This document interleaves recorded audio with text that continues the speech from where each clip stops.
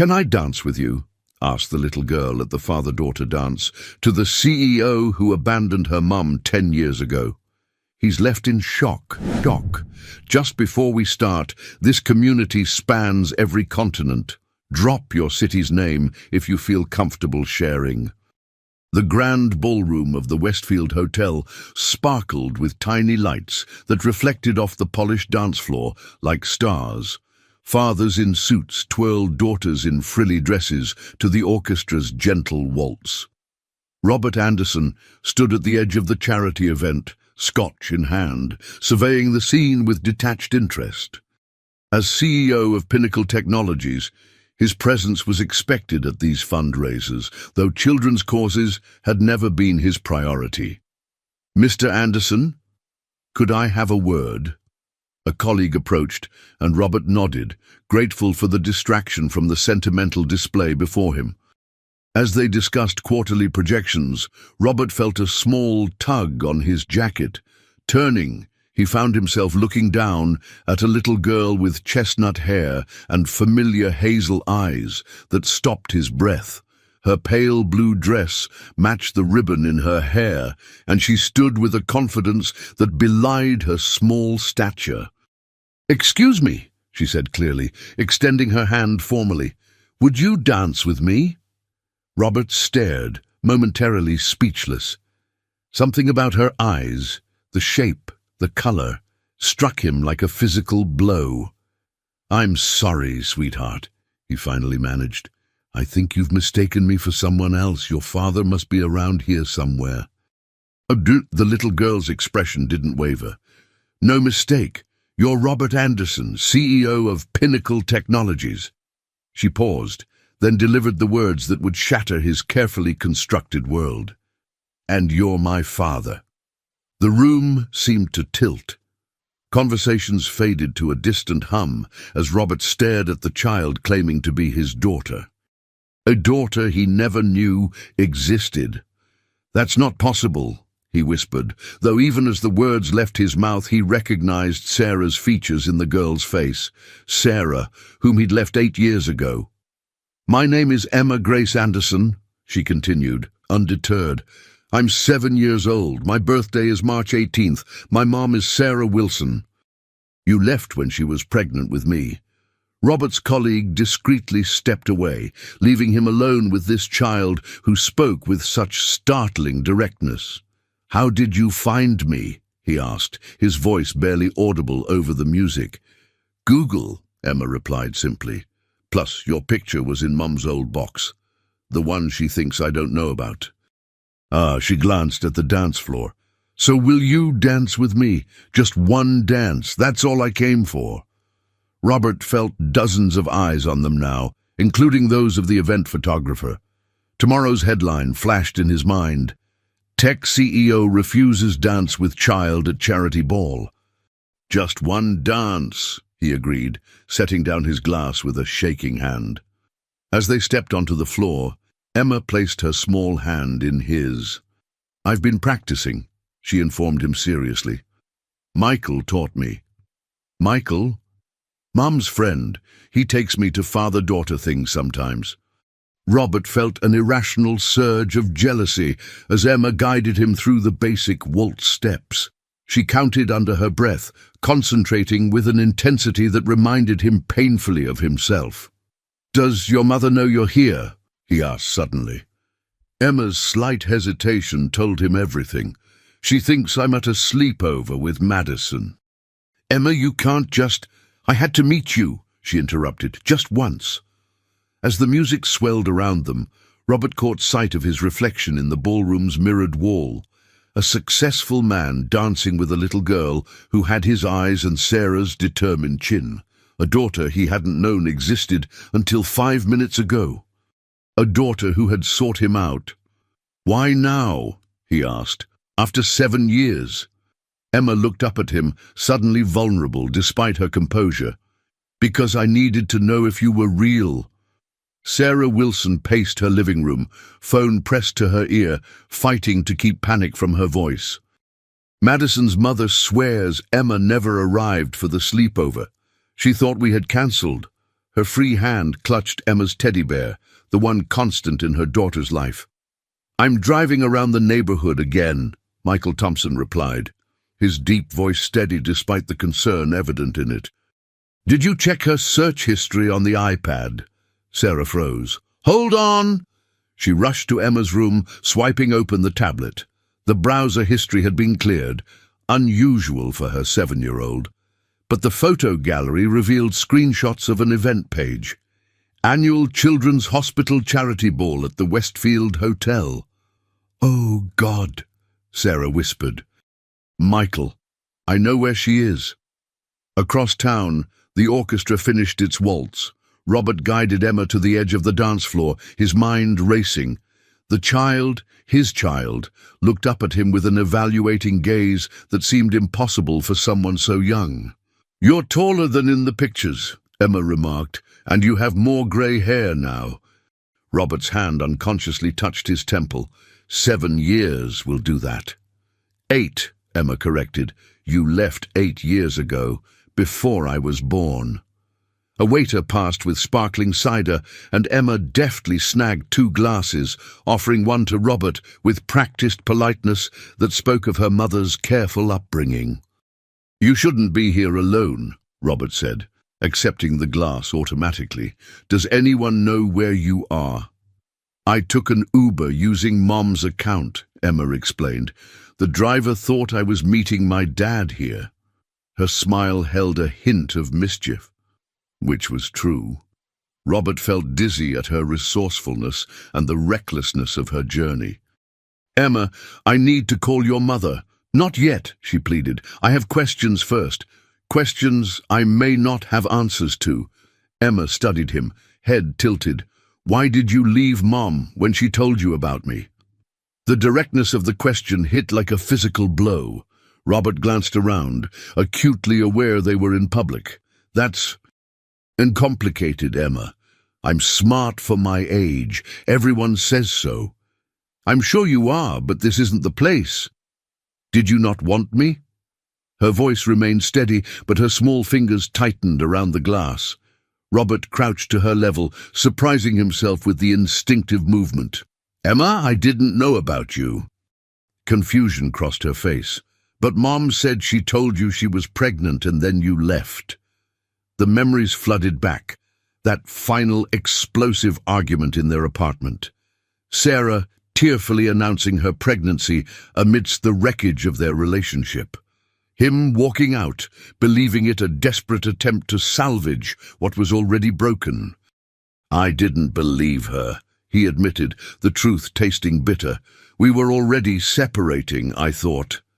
He trailed off, realizing how hollow any explanation would sound. Emma digested this. "So you didn't leave because of me? You just didn't think I was real?" Something like that," Robert answered, the inadequacy of his response hanging between them. Emma's expression brightened slightly. "That's better than you leaving because you didn't want me." Before Robert could respond, a commotion at the entrance caught his attention. Sarah stood in the doorway, Michael beside her, both scanning the crowd frantically. Even from a distance, Robert recognized the mixture of fear and fury on his ex-wife's face. "That's Mom," Emma whispered, suddenly looking her age, a child caught in wrongdoing. "She's going to be so mad." "With good reason," Robert replied, standing and instinctively placing a protective hand on Emma's shoulder. The gesture surprised them both. Sarah spotted them, her face paling. 8 years dissolved in an instant as their eyes locked across the crowded room. "You should go to her," Robert said quietly. "This isn't how any of this should have happened." Emma looked up at him, suddenly urgent. "Will I see you again?" Before he could answer, Sarah was pushing through the crowd toward them, her expression a storm of emotions that Robert remembered all too well. "I don't know," he answered honestly, "but thank you for the dance, Emma." What were you thinking?" Sarah's voice cracked with the strain of maintaining composure in the hotel corridor. "Do you understand how dangerous that was? Taking an Uber alone, disappearing without telling anyone?" Emma stood with her head bowed, but her posture remained unbent. "I just wanted to meet him." "You could have been—" Sarah broke off, unable to voice the horrors her mind had conjured during the frantic search. She crouched, gripping Emma's shoulders. "Promise me, you will never do anything like this again." "I promise," Emma whispered, tears finally welling. "I'm sorry I scared you." Michael hung back, giving them space while keeping a watchful eye on the ballroom entrance where Robert Anderson remained, observing the family reunion from a distance. Sarah hugged Emma tightly, then stood. "Wait here with Michael. I need a word with your father." As Sarah approached, Robert straightened his tie in an unconscious gesture of armor-donning. 8 years had been kind to her, he noted. The college girlfriend who became his wife now moved with a confident grace that spoke of hard-won strength. "Sarah," he greeted, his voice carefully neutral. "How dare you?" she hissed, stopping just short of him. "How dare you dance with her, speak with her, without calling me immediately?" "She only approached me 15 minutes ago," Robert defended. "I was trying to process the fact that I apparently have a 7-year-old daughter I never knew existed." Sarah's eyes flashed dangerously. "Don't you dare pretend you didn't know. I told you I was pregnant that night. And I didn't believe you," he countered. "We were already over, Sarah. I thought it was a last-ditch effort to— To what? Trap the mighty Robert Anderson?" Bitter laughter escaped her. "I tried to call you for weeks afterward. Your number was changed. Your assistant blocked me. Your lawyer delivered divorce papers that made no mention of a child." Robert's certainty faltered. "I instructed them to handle everything. I was opening the Singapore office." "Always the convenient business trip." Sarah's voice dripped with old pain. "She has your eyes, Robert, and your birthmark on her shoulder. A simple DNA test would have confirmed everything." The weight of 8 years of absence pressed on him. "I didn't know," he repeated, though the excuse sounded hollow even to himself. "Well, now you do," Sarah replied. "So what happens next is your choice. You can disappear again. You're good at that, or, he prompted when she didn't continue. Sarah looked back at Emma, who was showing Michael something on her small, beaded purse, her animated gestures a mirror of Robert's own mannerisms during business presentations. "Or you can be her father," Sarah finished quietly. "But understand this, if you choose to be in her life, it's not casual. It's not when it's convenient between board meetings. It's ballet recitals and science fairs, and being there when she has nightmares." Robert felt the foundations of his carefully structured life shifting. "I need time to think." "Take all the time you need," Sarah replied with practiced indifference. "We've managed 7 years without you. We'll manage more." She turned to leave, then paused. "She researched you for months, you know. Saved her allowance to buy the ticket to this event. Practiced dancing with Michael for weeks." Her voice softened fractionally. "Whatever you decide, remember she's the one who found you, not the other way around." As Sarah walked back toward Emma and Michael, Robert called after her. "How do I contact you if I—" "Emma left something for you," Sarah replied without turning. "Check your pocket." Confused, Robert reached into his jacket pocket and found a folded paper star. Opening it carefully revealed a phone number written in careful child's handwriting, and beneath it, "This is Mom's number. Call if you want to be my dad. Emma G. Anderson, your daughter." Robert sat in his empty penthouse, the paper star unfolded before him on the glass coffee table. 3 days had passed since the charity ball. 3 days of distracted meetings and sleepless nights. His executive assistant had noticed, diplomatically rearranging his schedule to accommodate his unusual distraction. The DNA test results lay beside the star, rushed through a private lab at considerable expense. 99.9998% probability of paternity. The clinical confirmation of what Emma's hazel eyes had already told him. He had a daughter. His phone chimed with Michael Thompson's third call of the day. Robert had been avoiding his VP of operations and apparent stand-in father figure to his daughter. The thought still jolted him, his daughter, his friend, playing father to his child. Finally he answered. "Michael." "About time," came the familiar voice. "We need to talk, Rob." "About Emma?" "Yes, about Emma. And Sarah. And the fact that you've been walking around the office like a ghost for 3 days." Robert sighed. "Come over tonight. Bring whatever files need my attention." "I'll bring scotch instead," Michael replied. "Files can wait." Hours later, 2 tumblers of Macallan 25 sat between them as Michael filled the silences Robert left. "She's extraordinary, Rob. Brilliant, stubborn, observant. Reads at a high school level already. Plays chess like a demon," pride colored Michael's voice. "She's got your analytical mind and Sarah's compassion." Robert swirled his untouched scotch. "How long have you been in their lives?" "Since the beginning," Michael admitted. "I ran into Sarah at the hospital when Emma was born. Premature but fighting, just like her mother." He leaned forward. "Sarah never asked for anything, Rob. Not money, not support. She finished nursing school with a newborn, worked double shifts. I just helped where I could." "While working for me," Robert observed, an edge in his voice. "Don't," Michael warned. "Don't make this about loyalty to you. You were gone.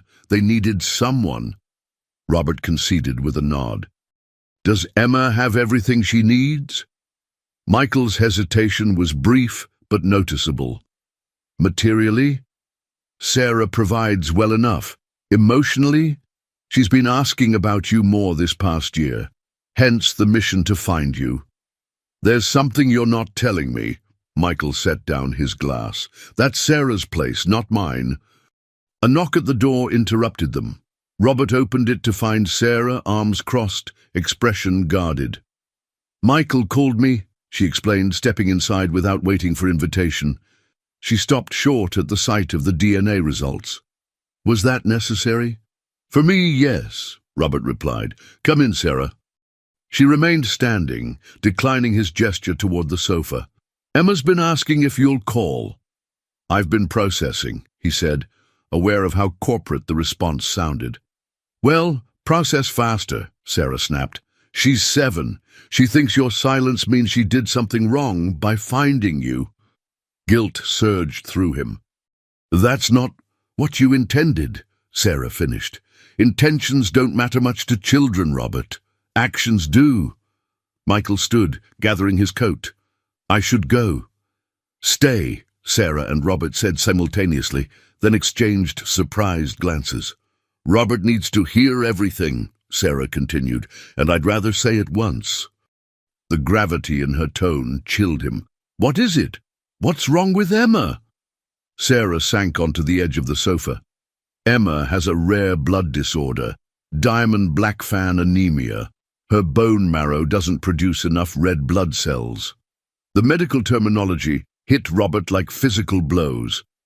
"Is it treatable?" "She has monthly transfusions, takes medications daily, but her body is becoming resistant." Sarah's clinical tone couldn't hide her fear. "She needs a bone marrow transplant. I'm not a match, neither is Michael." Understanding dawned with terrible clarity. "That's why she sought me out now." Sarah's eyes flashed. "No, Emma has no idea I'm here tonight. She found you because she's wanted to know her father her entire life," her voice caught. "But yes, we need to test if you're a match. It could save her life." Robert stared at the paper star, its edges worn from his handling. "When?" "The specialist can see you tomorrow," Michael interjected. "I've already cleared your schedule." Robert looked between them, his ex-wife and his friend, united in their concern for a child he'd only just discovered. A child who needed him in ways he couldn't have imagined. "I'll be there," he promised, the words feeling inadequate against the weight of 7 missed years and an uncertain future. The children's ward bustled with activity as Robert followed Sarah through corridors decorated with bright murals and twinkling lights.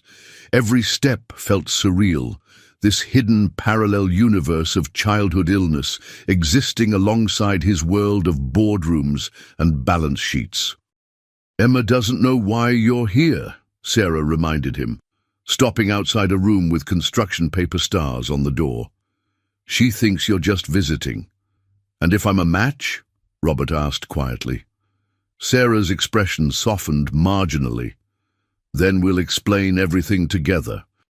Inside, Emma sat cross-legged on the hospital bed, a chessboard before her, Michael seated opposite.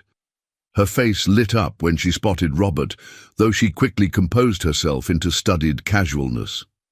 "You came," she observed, moving a knight with deliberate precision.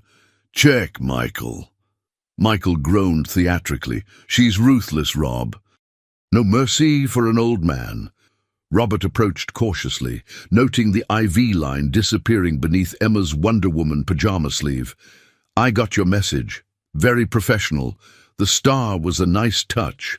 "Origami," Emma explained. "I'm learning from YouTube. I can make cranes and frogs, too." She studied him openly. "You look tired." "Emma," Sarah admonished gently. "It's fine," Robert assured her. "I am tired. Work has been busy." Emma nodded knowingly. "Michael says you run a very important company that makes computers talk to each other." "That's surprisingly accurate," Robert acknowledged, with a glance at Michael, who shrugged innocently. A nurse appeared with a cheerful smile. "Mr. Anderson, we're ready for you now." Emma's gaze sharpened. "Ready for what?" Sarah stepped forward. "Robert just needs some tests, sweetie. Routine checkup." Emma's eyes narrowed suspiciously. "In the pediatric oncology ward?" Robert felt a surge of respect for her perception. No wonder she'd managed to track him down. "I'll be back soon," he promised, following the nurse. An hour later, Robert sat in Dr. Olivia Martinez's office as she explained the bone marrow donation process. The preliminary blood work showed promising compatibility, though final results would take days. "If you're a match, Doctor," Martinez explained, "the actual donation procedure takes about 2 hours. We use a special needle to withdraw liquid marrow from your pelvic bone." "And recovery time?" Robert asked, already mentally rearranging his calendar. "A week of soreness, perhaps 2 before you feel completely normal. And for Emma, if this works?" "Doctor," Martinez's expression softened. "The transplant is difficult. Recovery takes months, but success rates are good with familial donors." She studied him. "You just learned about your daughter, didn't you?" Robert nodded, unable to vocalize the complex emotions churning within him. "For what it's worth," the doctor offered, "Sarah is one of the strongest parents I've ever worked with. Emma is extraordinary. However you proceed from here, they've built something remarkable." When Robert returned to Emma's room, he found her alone, Sarah and Michael having stepped out for coffee. "Are you sick too?" Emma asked bluntly as he sat beside her bed. "No," he answered honestly. "Then why are they testing you?" Robert considered his options. "Emma, what do you know about your condition?" She sighed with the exasperation of one who'd explained this many times. "My bone marrow is lazy. It doesn't make enough red blood cells, which carry oxygen, so I get tired a lot. Sometimes I need other people's blood." She pointed to the IV. "Like today." "And has your mom explained about bone marrow transplants?" Emma stilled. "Those are for when the medicine stops working as well." Her eyes widened. "Are you getting tested to see if you can give me your bone marrow?" Robert nodded, struck by her quick understanding. "Does that mean the medicine is stopping working?" Fear crept into her voice for the first time. "It means we're exploring all options," Robert answered carefully. "Your mom is very thorough. Emma considered this." "If you matched, would it hurt you?" "A little," he admitted, "but not for long." "Would you do it, even though you just met me?" The question hung between them, simple yet profound. "Yes," Robert said, surprised by the immediacy and certainty of his answer. Without hesitation. Emma's small hand reached for his, her grip surprisingly strong. "Thank you." She paused. "Does this mean you're staying? In my life, I mean." Before Robert could answer, Sarah and Michael returned. The moment fractured, Emma's question lingering unanswered, as the adults exchanged meaningful glances over her head.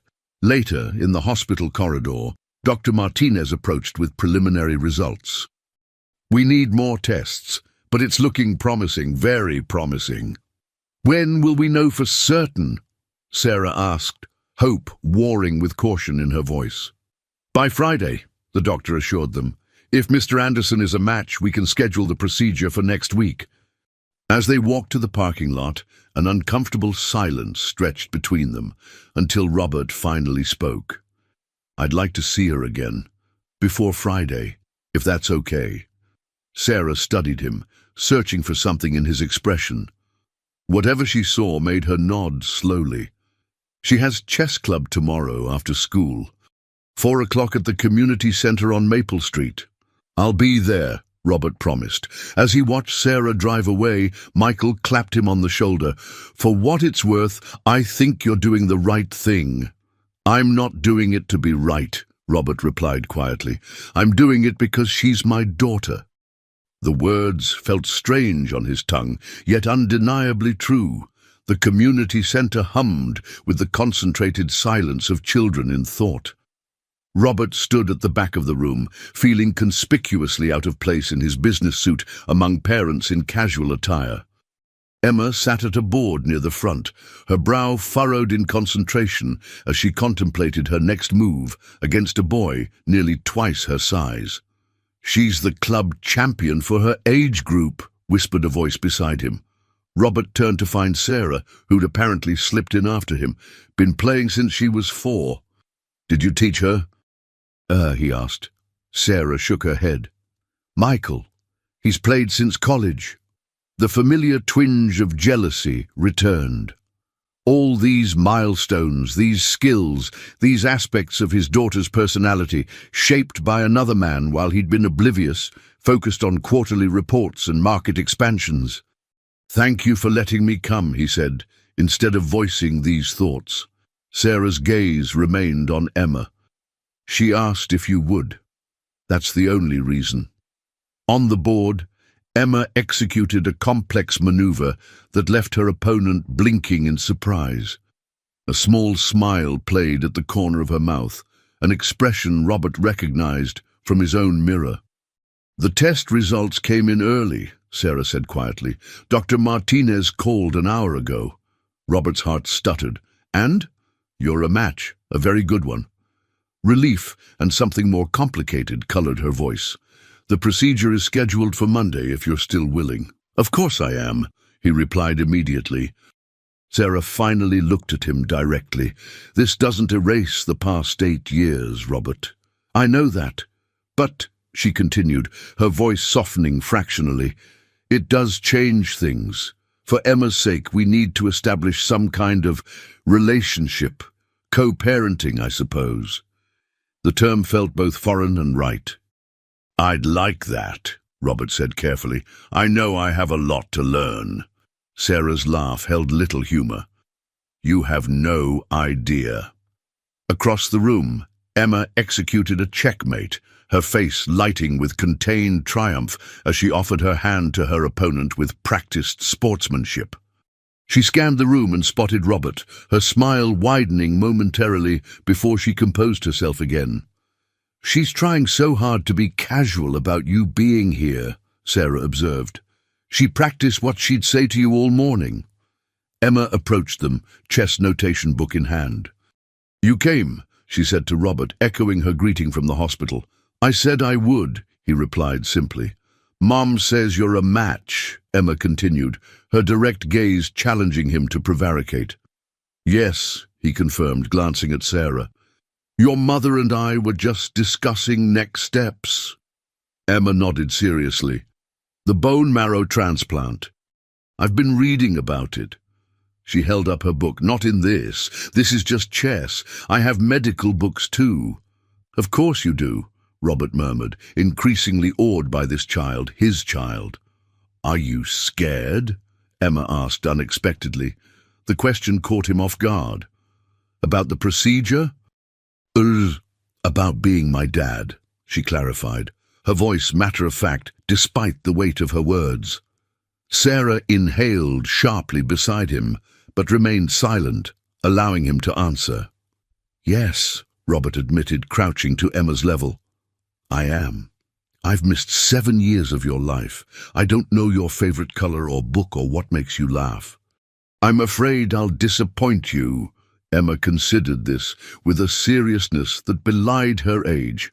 Purple, the phantom toll booth, and Michael's dad jokes, even though I pretend they're not funny. She paused. Everyone's afraid of disappointing people they care about.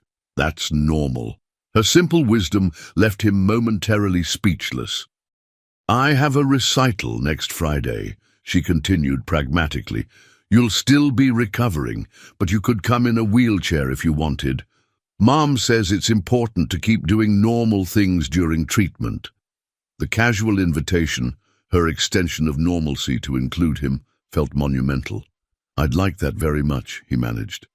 Emma nodded, satisfied. Good. I play the wizard in our dance. I have a purple cape. She turned as her chess coach called the group back for awards. I have to go get my trophy. As she walked away, Sarah let out a long breath. She's been planning that conversation for days. She's remarkable, Robert said, watching Emma accept a small trophy with dignity beyond her years.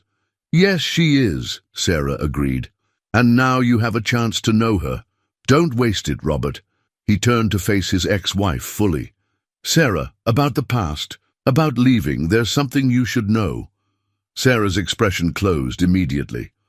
Not now, not here. It's important, he insisted. The reason I left.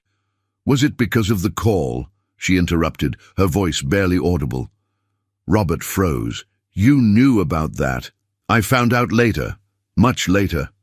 Pain flickered across her face.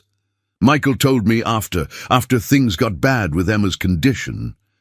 I should have told you myself, Robert acknowledged. I shouldn't have just left. No, Sarah agreed, you shouldn't have.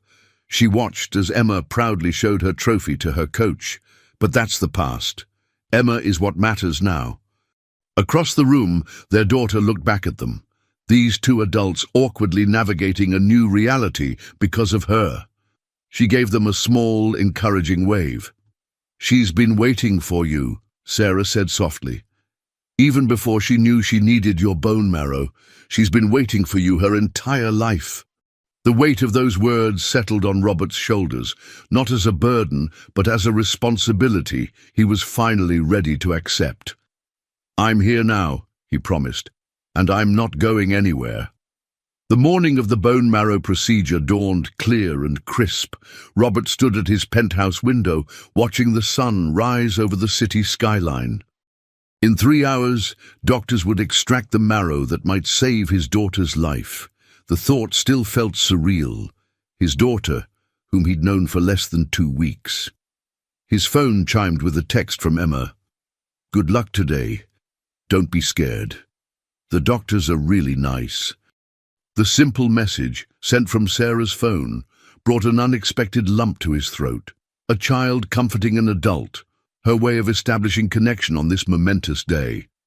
Michael arrived to drive him to the hospital. Nervous? He asked, as they navigated morning traffic. About the procedure? No, Robert replied. About everything after? Absolutely. One day at a time, Michael advised. That's how Sarah's handled everything since Emma's diagnosis. Robert nodded, then asked the question that had been haunting him.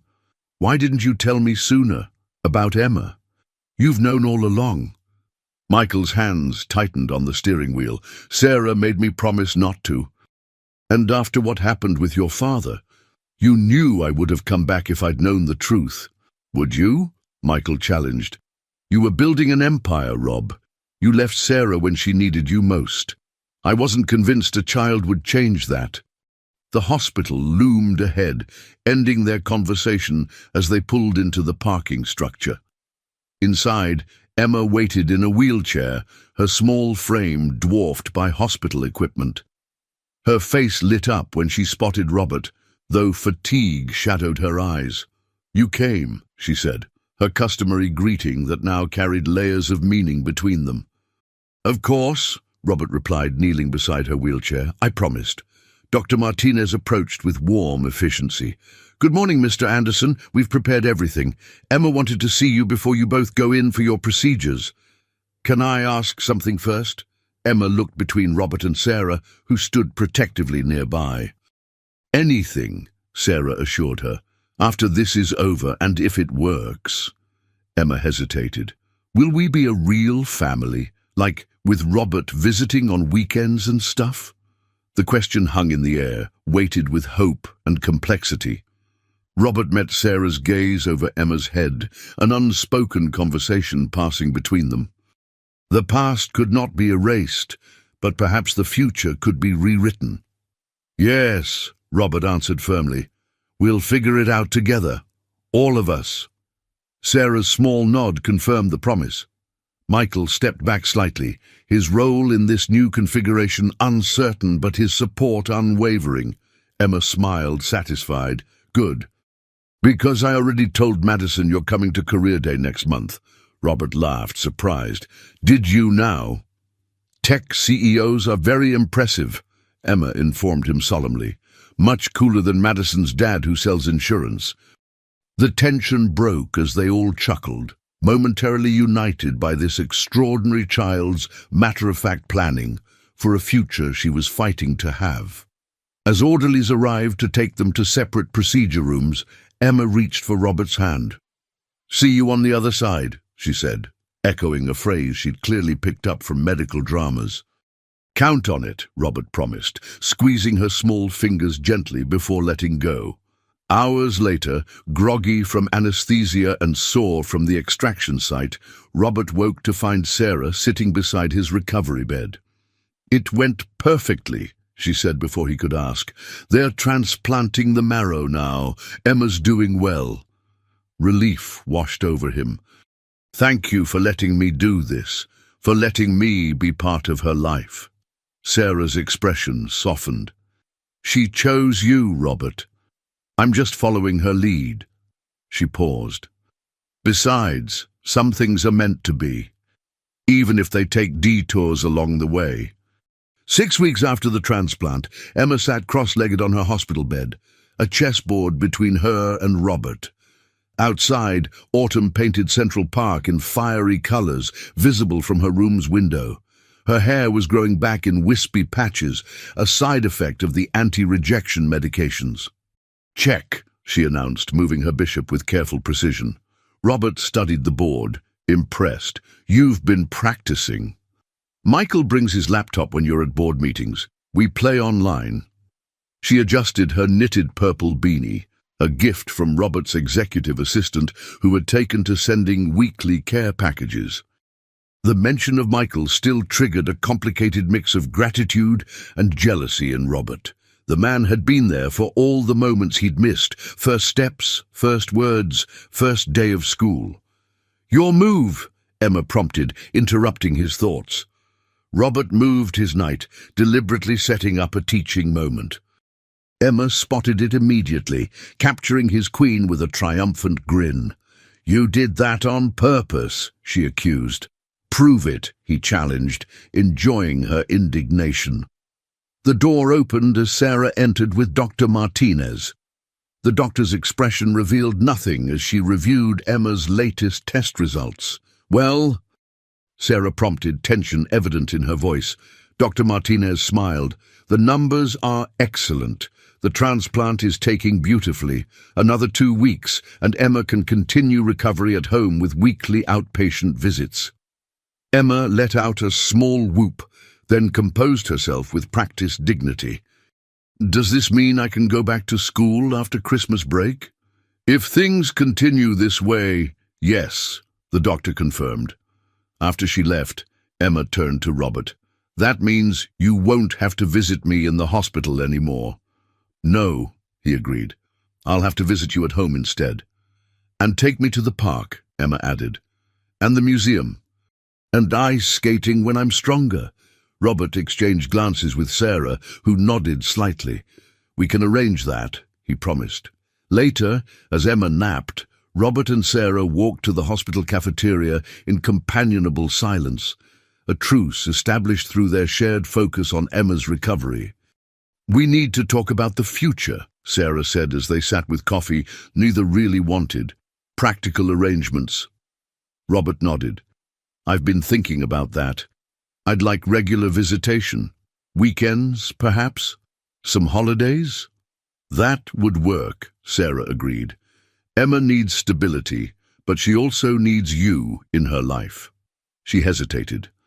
There's something else. The medical bills. The insurance covers most, but not all. I want to help, Robert said immediately. Please, let me. Sarah studied him. This isn't about money, Robert. It's about commitment. If you're in her life now, you're in it completely. No disappearing when things get difficult. I'm not that person anymore, he promised. Aren't you? Sarah challenged gently. The call that made you leave 8 years ago. Would you make a different choice today? The question struck at the heart of their unresolved past. Robert's father's desperate call from the hospital, his mother's condition deteriorating rapidly. The impossible choice between his disintegrating marriage and his dying mother. The decision to leave without proper explanation, too overwhelmed to navigate both crises.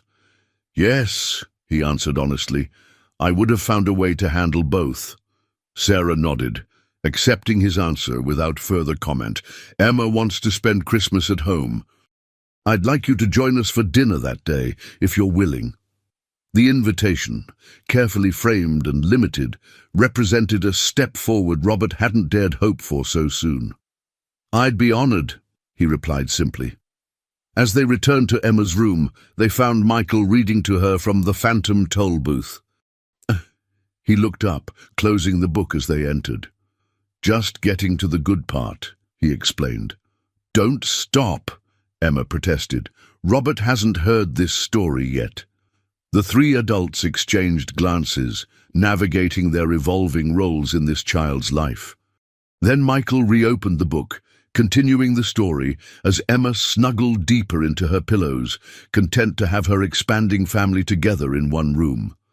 Snow fell gently outside the window of Sarah's brownstone as Robert rang the doorbell, gifts balanced carefully in his arms. The house was modest but warm, decorated with twinkling lights and handmade ornaments that spoke of years of Christmases he'd missed.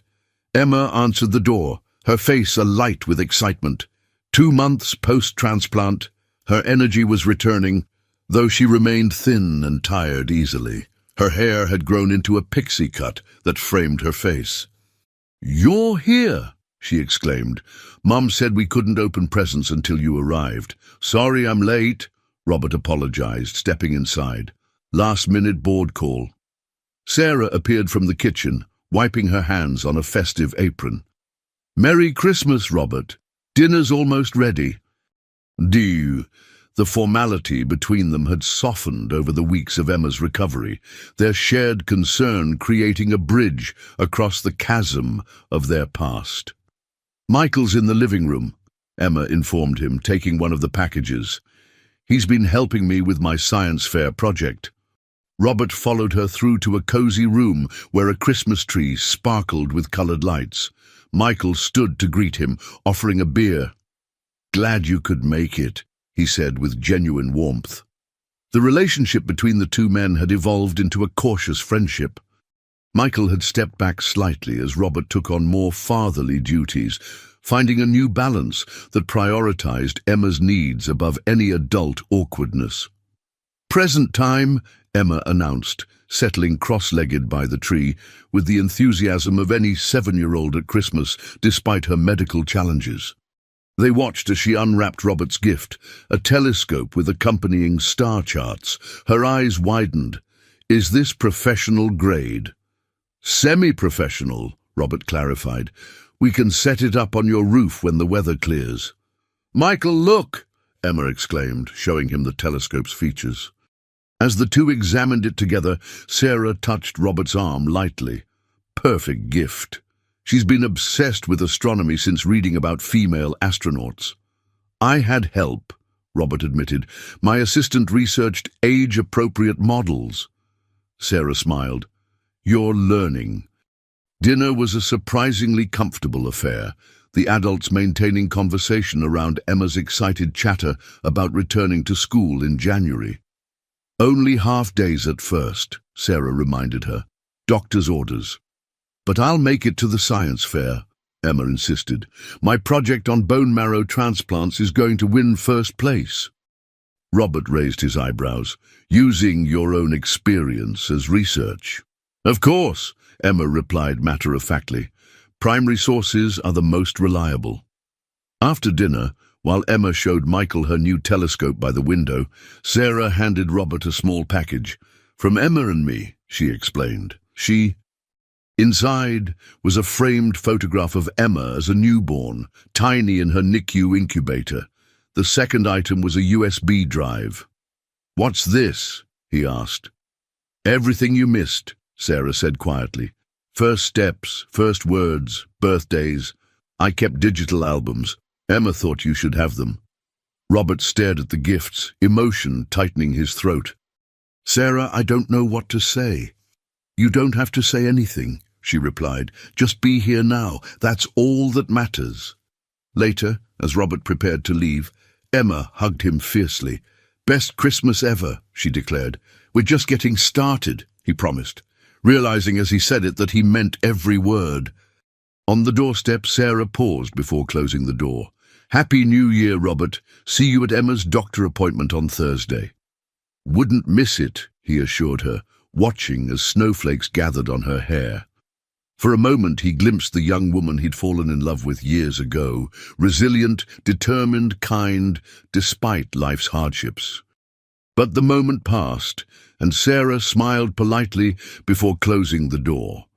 Some bridges, Robert reflected as he walked to his car, took longer to rebuild than others. But for Emma's sake, and perhaps for their own, it was worth the effort. Spring arrived with a burst of color in Central Park. Emma raced ahead on the path, her energy fully restored after 6 months of recovery.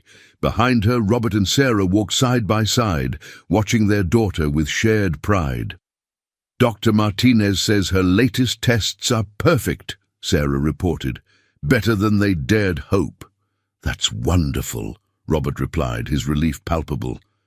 The fear of rejection or complications had shadowed them through the winter months, but Emma had proven as resilient in recovery as she was determined in chess. "She's invited half her class to her birthday party next month," Sarah continued, "including Madison, who's apparently forgiven her for the sleepover deception." Robert smiled. 8 years old. Hard to believe. "Try living through all 8, Sarah said, but her tone held no bitterness now. They'd established a routine over the months. Robert took Emma every other weekend and Wednesday evenings.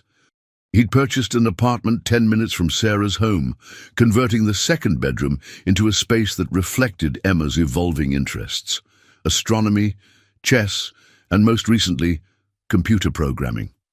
"I've been meaning to ask," Robert ventured. "About Michael." Sarah glanced at him. "What about him?" "What?" "I noticed he hasn't been around as much lately." A complicated expression crossed Sarah's face. Michael needed some space to figure out his role in all this. "I never meant to push him out," Robert said carefully. "He's been important to Emma, to both of you." "It's complicated," Sarah admitted. "For 8 years it was the 3 of us. Now it's different." Ahead, Emma had stopped to examine a butterfly perched on a flowering bush. The spring sunlight caught her hair, now grown into a bob that curled slightly at her chin. "I owe him a debt I can never repay," Robert said quietly. "For being there when I wasn't." Sarah touched his arm briefly. "He knows that." She hesitated. "There's something you should know about Michael and me." Before she could continue, Emma called out, waving them forward excitedly. "Dad! Mom! Come see this chrysalis!" The word Dad still sent a thrill of wonder through Robert each time Emma used it. The transition had happened naturally over the months of his involvement, moving from Robert to Dad without ceremony or discussion. They joined Emma by the bush, admiring the delicate chrysalis hanging from a branch. "It's a monarch," Emma informed them authoritatively. "We learned about metamorphosis in science class. Inside, it's completely breaking down and rebuilding itself into something new." Sarah and Robert exchanged glances over their daughter's head, the metaphor not lost on either of them. "Change can be beautiful," Sarah observed. "But it takes time," Robert added. Emma looked between them. "Are you guys talking about butterflies or something else?" "Both, maybe," Sarah replied with a small smile. Later, after ice cream and a visit to the Natural History Museum, Robert walked them back to Sarah's brownstone. Emma raced inside to call Madison about their butterfly sighting, leaving the adults momentarily alone on the stoop. "What were you going to tell me about you and Michael?" Robert asked. Sarah sighed. "Michael asked me to marry him last year before Emma found you."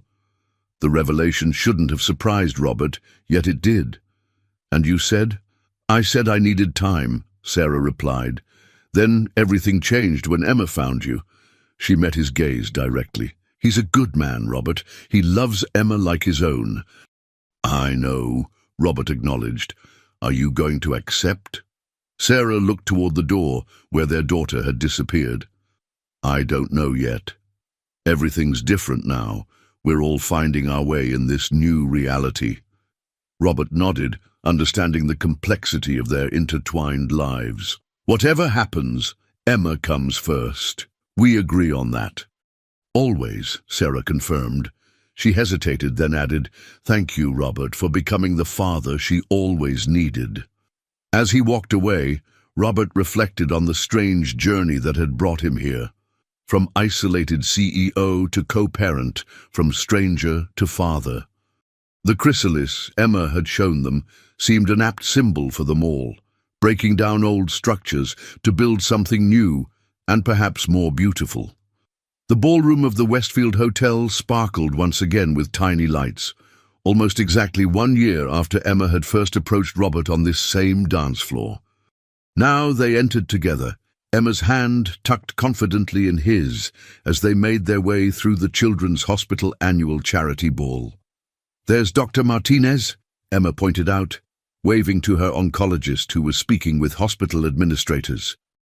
At 8 years old, Emma carried herself with the poise of someone much older, her purple dress, her favorite color still, chosen specifically for this symbolic evening. The past year had transformed her from patient to advocate. She'd raised over $5,000 for the oncology ward through her school's charity drive, inspired by her own experience. "Mr. Anderson," called the event coordinator, "we're so pleased you increased Pinnacle's donation this year. The new children's wing will make such a difference."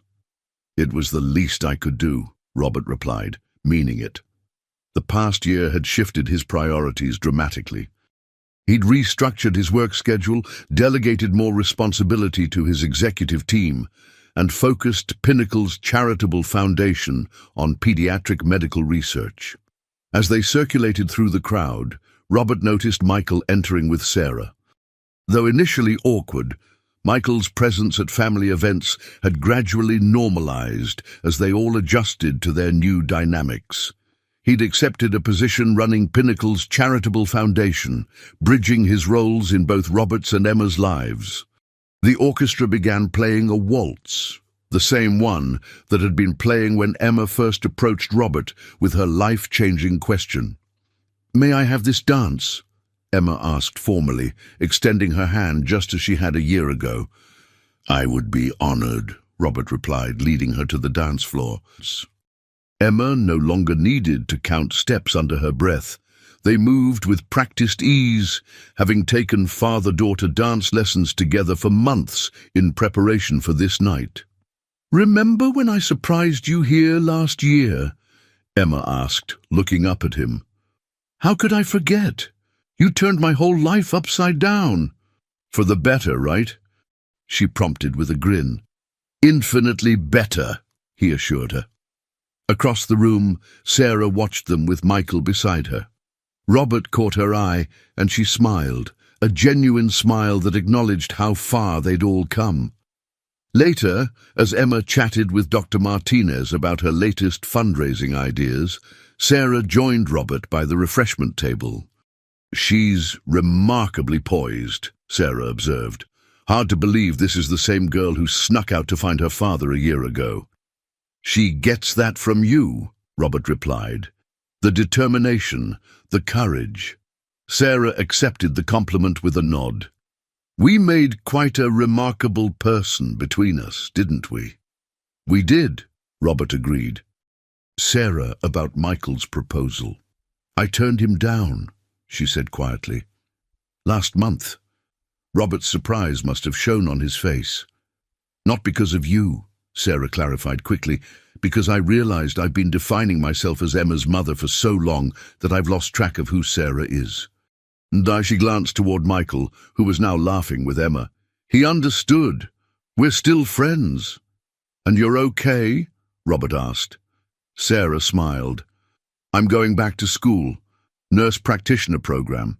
Something I've wanted to do since Emma's diagnosis." "That's wonderful," Robert said sincerely. "You'll be excellent." "Emma's illness changed us all," Sarah observed, "made us re-evaluate what matters."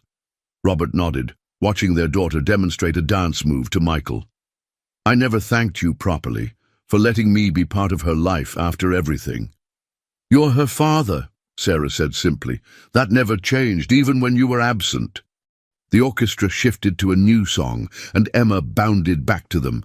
"Dad, they're playing the father-daughter special dance. Come on."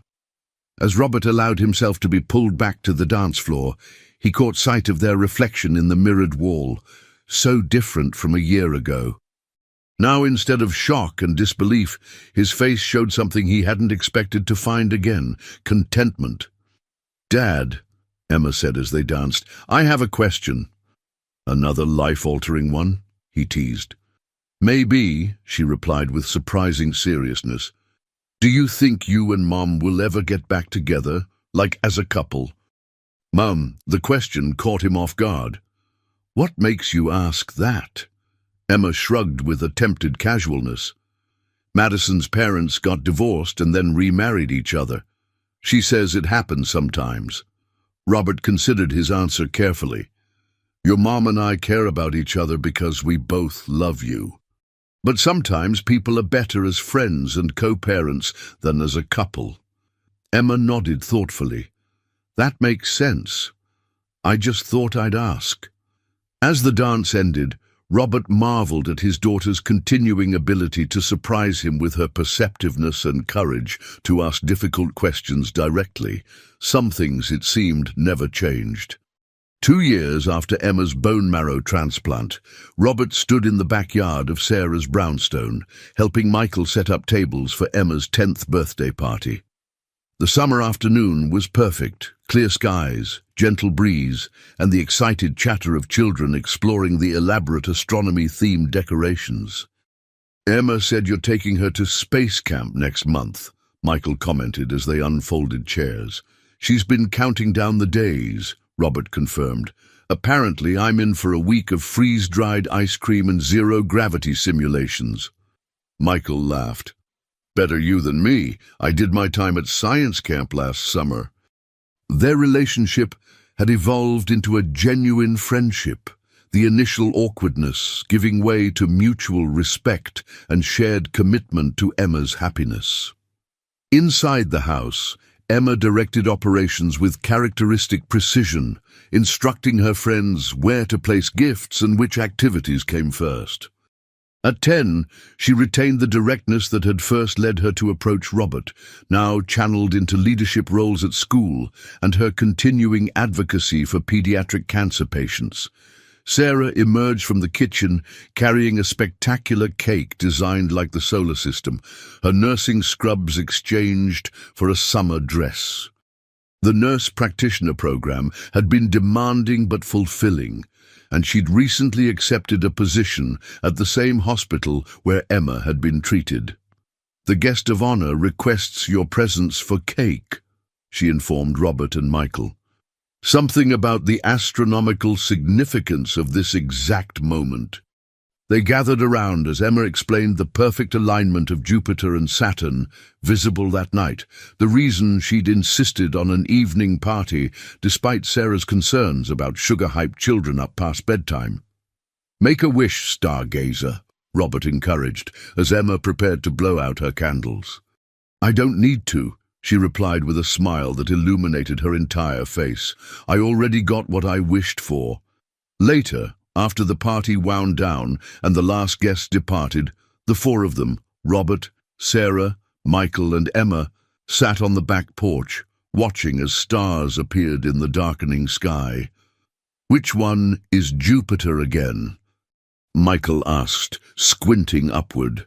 Emma pointed with exaggerated patience. "The bright one to the left of the moon, Saturn's fainter just beside it." Robert watched his daughter's animated explanation of celestial mechanics, marveling at how her fight for health had transformed into a passion for understanding the universe. The frightened child in the hospital bed seemed distant now, replaced by this vibrant, curious person on the cusp of adolescence. "I have something for you," he said, when Emma paused for breath. "An early birthday present." He handed her a small envelope.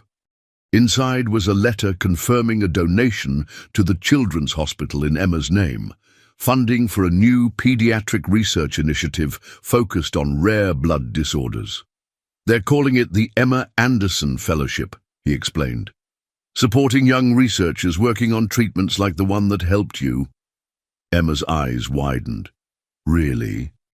Like scientists will be doing research because of me?" "Because of you," Robert confirmed. "Your courage inspired a lot of people, Emma, including me."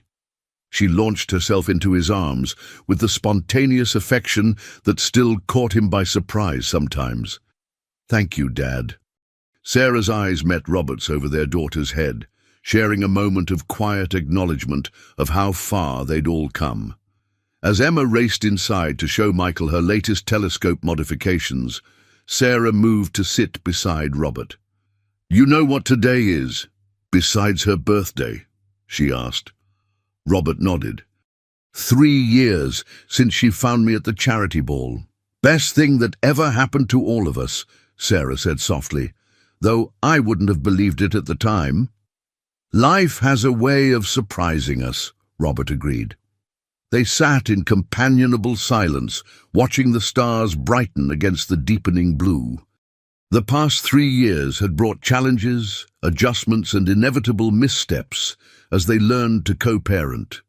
But through it all, Emma had thrived, physically, emotionally, academically, surrounded by 3 adults who put her welfare above their own complicated histories.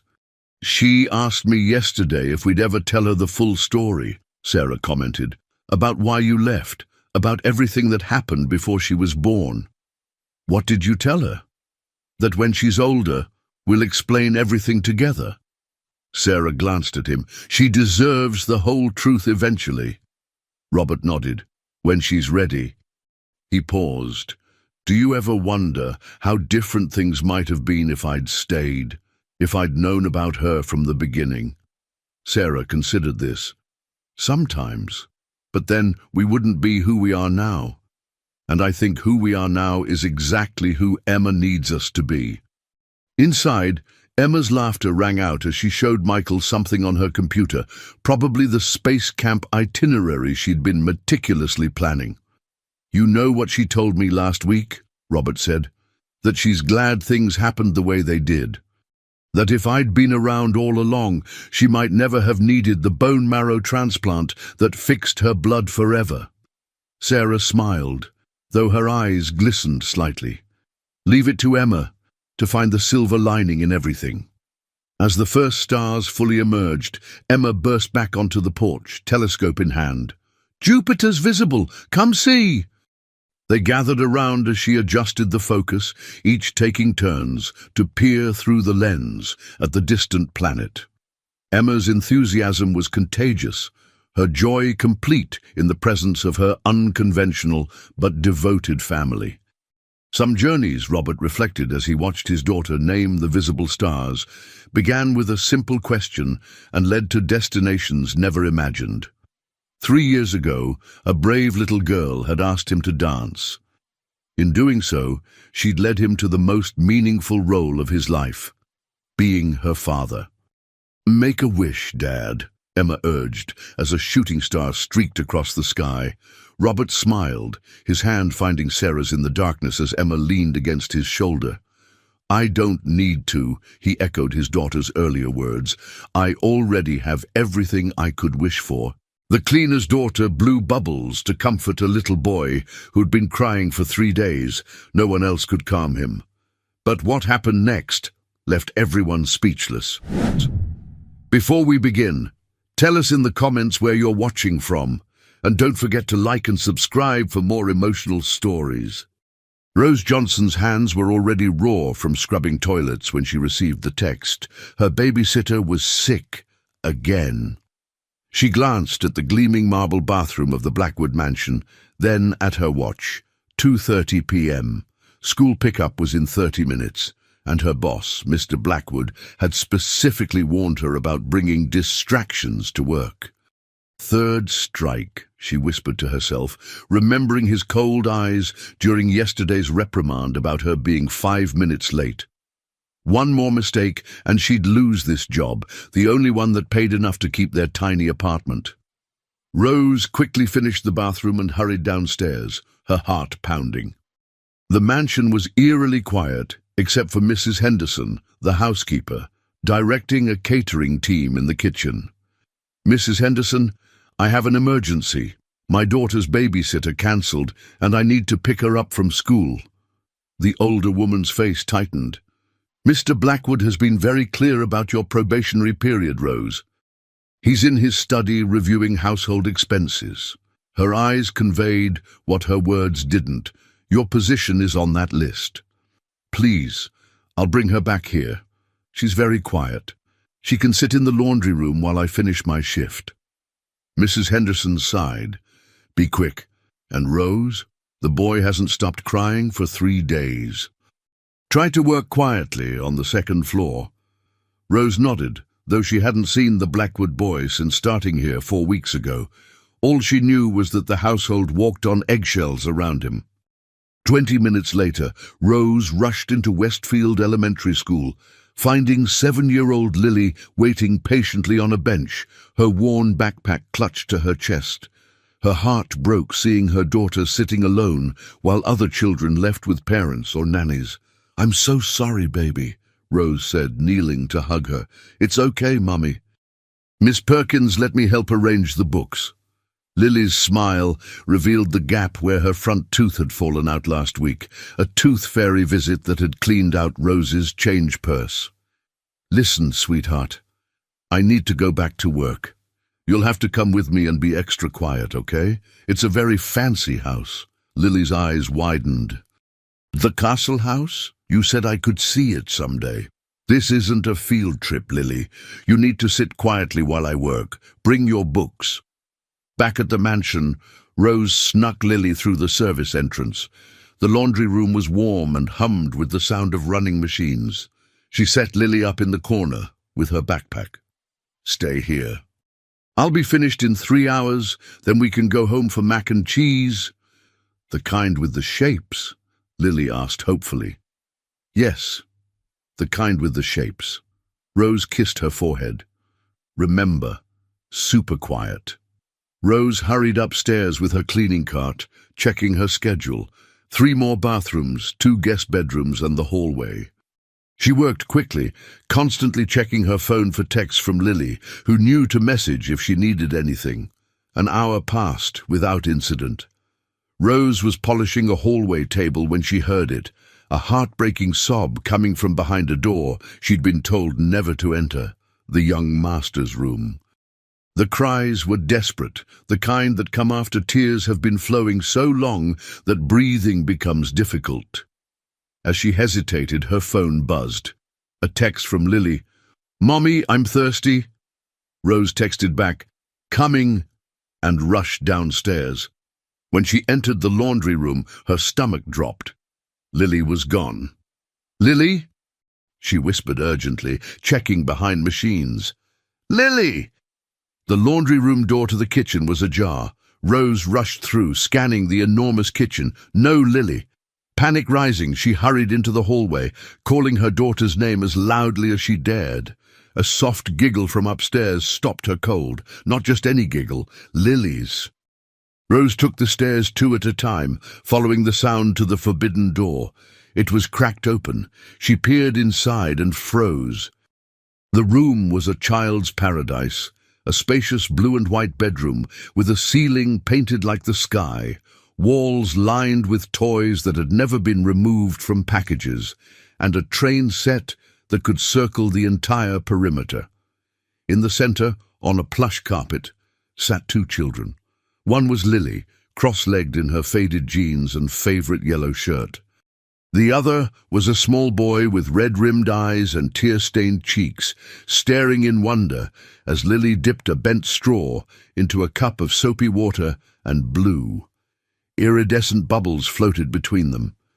"See, this one has 2 bubbles inside each other. That's super special luck," Lily explained, as the boy cautiously reached toward one floating bubble. "It doesn't break." His voice was hoarse, probably from days of crying. "You have to touch it super gentle, like this." Lily demonstrated, letting a bubble land on her finger before it popped. "Your turn." The boy's trembling finger approached a bubble, but it popped before contact. Instead of frustration, his eyes widened with delight. "Again!" Rose stood transfixed. This must be Thomas Blackwood, the 6-year-old son she'd been instructed to avoid disturbing, the boy no one could console. "What is the meaning of this?" The deep voice behind her made Rose jump. She turned to find William Blackwood, his tall frame blocking the hallway, his expression thunderous. In his tailored suit, with silver-streaked dark hair and piercing blue eyes, he was intimidating even when not angry. "Mr. Blackwood, I'm so sorry. My babysitter cancelled, and my daughter—" "Daddy, look!" Thomas called out, his voice animated for what must have been the first time in days. "Bubbles don't break if you're gentle." William Blackwood's gaze shifted from Rose to the children. His stern expression faltered as he watched his son reach for another floating bubble. "I made them from the soap by the sink," Lily explained cheerfully. "I can show you how too, sir." For a moment, nobody moved. Then Thomas giggled as a bubble popped on his nose, and something shifted in William Blackwood's face. "Mrs. Henderson tells me you've been missing work to handle childcare issues," he said quietly to Rose. Rose straightened her shoulders. "Yes, sir. I'm a single mother. Sometimes arrangements fall through. I understand if you need to let me go." William watched his son, who was now attempting to blow bubbles himself with Lily's patient guidance. "That's the first time he's stopped crying since." He didn't finish the sentence. 3 days. Doctors, nannies, therapists. Nobody could reach him. Rose didn't know what to say. The mansion staff whispered about the tragedy, Mrs. Blackwood's car accident 3 months ago, but details were scarce. "Your shift ends at 6, William asked abruptly. "Yes, sir." "From now on, your daughter is welcome here after school. The east guest room can be her study area. I'll adjust your schedule and compensation accordingly." Rose blinked in disbelief. "Sir?" William Blackwood straightened his tie, composure returning. "Mrs. Henderson will discuss details. For now, let them play." He turned to leave, then paused. "Thank you, Miss Johnson." As he walked away, Rose watched the children through the doorway. Thomas was laughing now, chasing bubbles across his untouched bedroom. Simple soap bubbles had accomplished what wealth and specialists couldn't. They had brought joy back to a broken little boy. And maybe, just maybe, they had saved her job too. 3 weeks later, Rose pushed her cleaning cart past Thomas's room, smiling at the sounds of laughter within. What had begun as an emergency childcare solution had evolved into a daily ritual. After school, Lily would spend 2 hours with Thomas, while Rose completed her cleaning duties nearby. The transformation in the Blackwood household was remarkable. The oppressive silence had given way to the patter of small feet and occasional bursts of giggles. Even Mrs. Henderson seemed less rigid, often sneaking cookies to the children when she thought no one was looking. "Higher, Lily! Make it go higher!" Thomas called as Rose paused to peek through the doorway. The children were jumping on Thomas's bed, something Rose suspected Mr. Blackwood might not approve of, but the pure joy on the boy's face made her hesitate to intervene. Thomas was attempting to catch bubbles that Lily was sending skyward with an elaborate contraption they'd built from straws and cups. "If you jump when you blow, they go all the way to the ceiling," Lily demonstrated, her dark curls bouncing as she leaped. Rose smiled and continued down the hall to the linen closet. As she sorted fresh towels, she mentally calculated her new budget. The raise Mr. Blackwood had given her meant they could finally afford their own apartment, with 2 bedrooms, instead of the studio they'd been cramming into. Lily would have her own space for the first time. Lost in thought, she didn't notice William Blackwood approaching until he cleared his throat. "Miss Johnson." Rose straightened immediately. Despite his kindness regarding Lily, Mr. Blackwood remained formal and distant. "Yes, sir. I'd like a word about the children." His tone was unreadable. Rose's stomach tightened. Had he discovered them jumping on the furniture? "Of course, sir." William glanced toward his son's room. "Thomas has requested something that I'd like your input on. He wants Lily to attend Brighton Academy with him in the fall." Rose nearly dropped the stack of towels she was holding. Brighton Academy was the most prestigious private school in the city, with tuition that cost more than her annual salary. "Sir, I couldn't possibly—" "The school has a scholarship program," William continued as if she hadn't spoken. "Thomas hasn't shown interest in school since the accident. His teachers report he barely participates. But he's excited about having Lily there." Rose placed the towels on the shelf, buying time to gather her thoughts. "It's very generous, but Lily is settled at Westfield. Her friends are there, her teachers know her. Brighton Academy can provide opportunities Westfield cannot," William said, his businessman's tone emerging. "Advanced curriculum, smaller classes, connections that would serve her well into college." The implication that Westfield Elementary, the public school Rose herself had attended, was somehow inadequate stung. "Lily is thriving where she is. She's top of her class." A flicker of something, respect perhaps, crossed William's face. "All the more reason she deserves the best education available. The scholarship would cover everything: tuition, uniforms, materials. You wouldn't need to worry about any expenses." Rose leaned against the closet doorframe, suddenly feeling the weight of single parenthood pressing down on her shoulders. William Blackwood could offer Lily advantages that Rose could never provide on her own. Was it selfish to decline? "May I think about it?" she finally asked. William nodded. "Of course, but the application deadline is next Friday."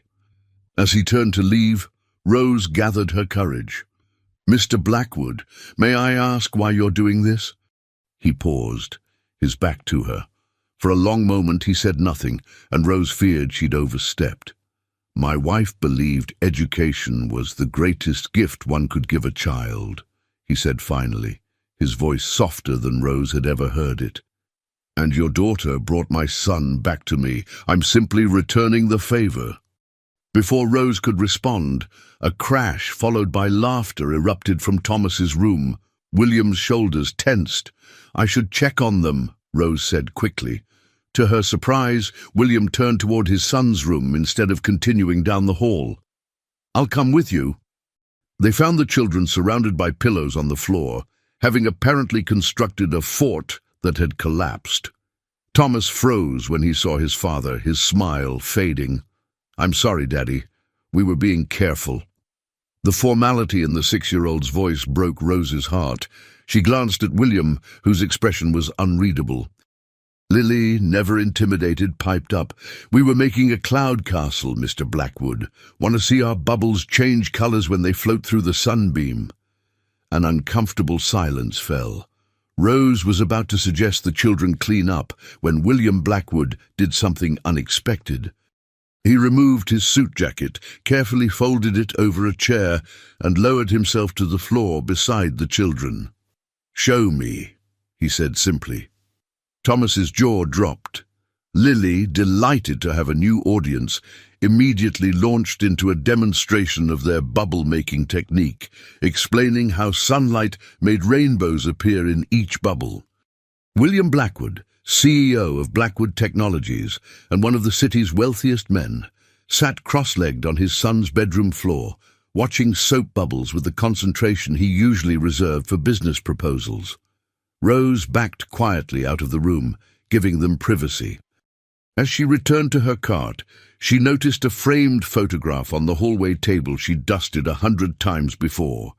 It showed a beautiful woman with Thomas's eyes, laughing as she held a much younger Thomas on her lap. Margaret Blackwood, whose absence haunted these halls. For the first time, Rose wondered what kind of woman she had been, this person who had loved William Blackwood before he became the stern, distant man Rose knew. The woman whose death had left such a void that even a child's bubbles seemed miraculous in its wake. "And what exactly makes you qualified to make educational decisions for my nephew?" Victoria Blackwood's voice sliced through the breakfast room where Rose had been summoned. She stood ramrod straight near the window, her designer suit impeccable, her blonde hair pulled into a severe bun. The family resemblance to William was striking, but where his features had softened in recent weeks, Victoria's remained sharp and judgmental. Rose clutched her coffee mug, wishing she had declined Mrs. Henderson's invitation to join them before starting her shift. "I'm not making any decisions, Miss Blackwood. Your brother asked for my opinion about the scholarship." Victoria turned to William, who was buttering toast with mechanical precision. "Will, this is absurd. You're allowing the hired help to influence Thomas's education." William didn't look up. "Thomas wants Lily to attend Brighton with him. Rose is Lily's mother. It's a simple matter of courtesy to include her in the conversation." Courtesy. Victoria spat the word. 3 months ago, you wouldn't have allowed staff to eat in the breakfast room, let alone consult them on family matters. Rose set down her mug, preparing to excuse herself, when William finally looked up at his sister. 3 months ago, my son hadn't spoken a word in weeks. Now he's laughing again. Circumstances change, Victoria. Victoria's expression softened slightly. "Of course, I'm happy Thomas is improving, but there are boundaries, Will. What would Margaret think?" The mention of his late wife made William flinch. "Don't." The tension in the room was suffocating. Rose stood. "I should start my duties. Thank you for the coffee." "You see." As she reached the door, William's voice stopped her. "Rose, we haven't finished our discussion. The Brighton application will be submitted today," Victoria interrupted. "I've already taken the liberty of completing Thomas's re-enrollment. The school expects him back after summer break." William's jaw tightened. "And Lily?" Victoria gave Rose a dismissive glance. "Brighton Academy has standards, Will. Scholarships are highly competitive." "I understand," Rose said quietly. "Lily is happy at Westfield. It's a good school." "But not good enough for a child with her potential," William said, surprising both women. He turned to Victoria. "Call the headmaster. Tell him we're adding another student to the Blackwood Foundation scholarship this year." Victoria's eyes widened. The foundation scholarships are for underprivileged students with exceptional academic records who pass the entrance exam, not for... Lily Johnson has the highest reading scores in her grade and placed second in the regional mathematics competition, William stated flatly. Mrs. Henderson showed me the newspaper clipping Rose keeps in her wallet. Rose felt her cheeks warm. She hadn't known anyone had seen that treasured piece of paper, worn thin from frequent handling. Victoria looked from her brother to Rose, clearly reassessing. The entrance exam is rigorous. Many scholarship applicants don't pass. Lily will, Rose said with quiet confidence. Something like respect flickered across Victoria's face before she masked it. Very well, I'll make the call. She gathered her designer handbag and gave William a pointed look. The Memorial Garden Planning Committee meets at noon. Don't be late. After Victoria left, an uncomfortable silence fell. Rose had learned bits and pieces about the Blackwood family tragedy from staff whispers. Margaret Blackwood had died in a car accident 3 months ago. The family was planning a memorial garden at Brighton Academy, where she had served on the board. Your sister cares about Thomas, Rose offered. William sighed. Victoria means well. She and Margaret were close. The memorial garden sounds lovely. It was Margaret's project originally, a learning garden for the children to grow vegetables and flowers. A hint of warmth entered his voice. She believed children should know where food comes from, not just that it appears in grocery stores. Rose smiled. Lily would love that. We tried growing tomatoes on our apartment windowsill last summer. They never got bigger than grapes, but she was so proud. For a moment, they shared a look of parental understanding that transcended their vastly different circumstances. Mr. Blackwood. Rose? Mrs. Henderson appeared in the doorway, her usually composed face flushed. There's a situation with the children. Rose and William both stood immediately. What's happened? William demanded. It's Thomas. He's locked himself in his mother's closet and refuses to come out. They rushed upstairs to the master suite, a part of the house Rose had never entered. The massive bedroom was immaculate, but felt unlived in, like a museum exhibit.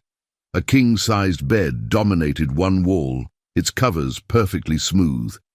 Across the room, a walk-in closet stood open, revealing rows of women's clothing, dresses, blouses, shoes, all preserved as if their owner might return any moment. Lily stood anxiously by the closet's interior door, which was now closed. I'm sorry, she whispered when she saw Rose. We were playing hide and seek and he went in there, but then he wouldn't come out. William approached the door. Thomas, son, please open the door. A muffled sob was the only response. Thomas, you're not in trouble. William tried again, jiggling the handle. Please come out so we can talk. More crying. Rose knelt beside Lily. What happened exactly? We were counting, and he said he knew the best hiding place. When I found him, he was holding a dress and smelling it. Then he started crying and locked the door. Lily's eyes filled with tears. Did I do something wrong? No, sweetheart. Rose hugged her. Sometimes people just need to remember someone they miss. William overheard and gave Rose an unreadable look before turning back to the door. Thomas, I understand you miss Mommy. I miss her too, but hiding won't make it better. She's gone forever, came the heartbroken wail from inside. I just wanted to smell her perfume again, and now it's all used up. William closed his eyes, pain etching deep lines around his mouth. Rose's heart ached for both father and son, each drowning in grief, but unable to reach each other. Thomas, Lily called softly. Remember how you said bubbles are like wishes? They float up to heaven? A pause in the sobbing. Yeah? Maybe we could send your mommy some special bubble wishes. My daddy is in heaven too, and sometimes I tell him things through the clouds. Rose felt her throat tighten. Lily rarely spoke about her father, who had died of cancer when she was just 3. Your daddy is in heaven? Thomas's voice was closer to the door now. Uh-huh. My mummy says he watches over me like a guardian angel. William looked at Rose questioningly. She gave a small nod, confirming Lily's story. The lock clicked, and the closet door opened a crack.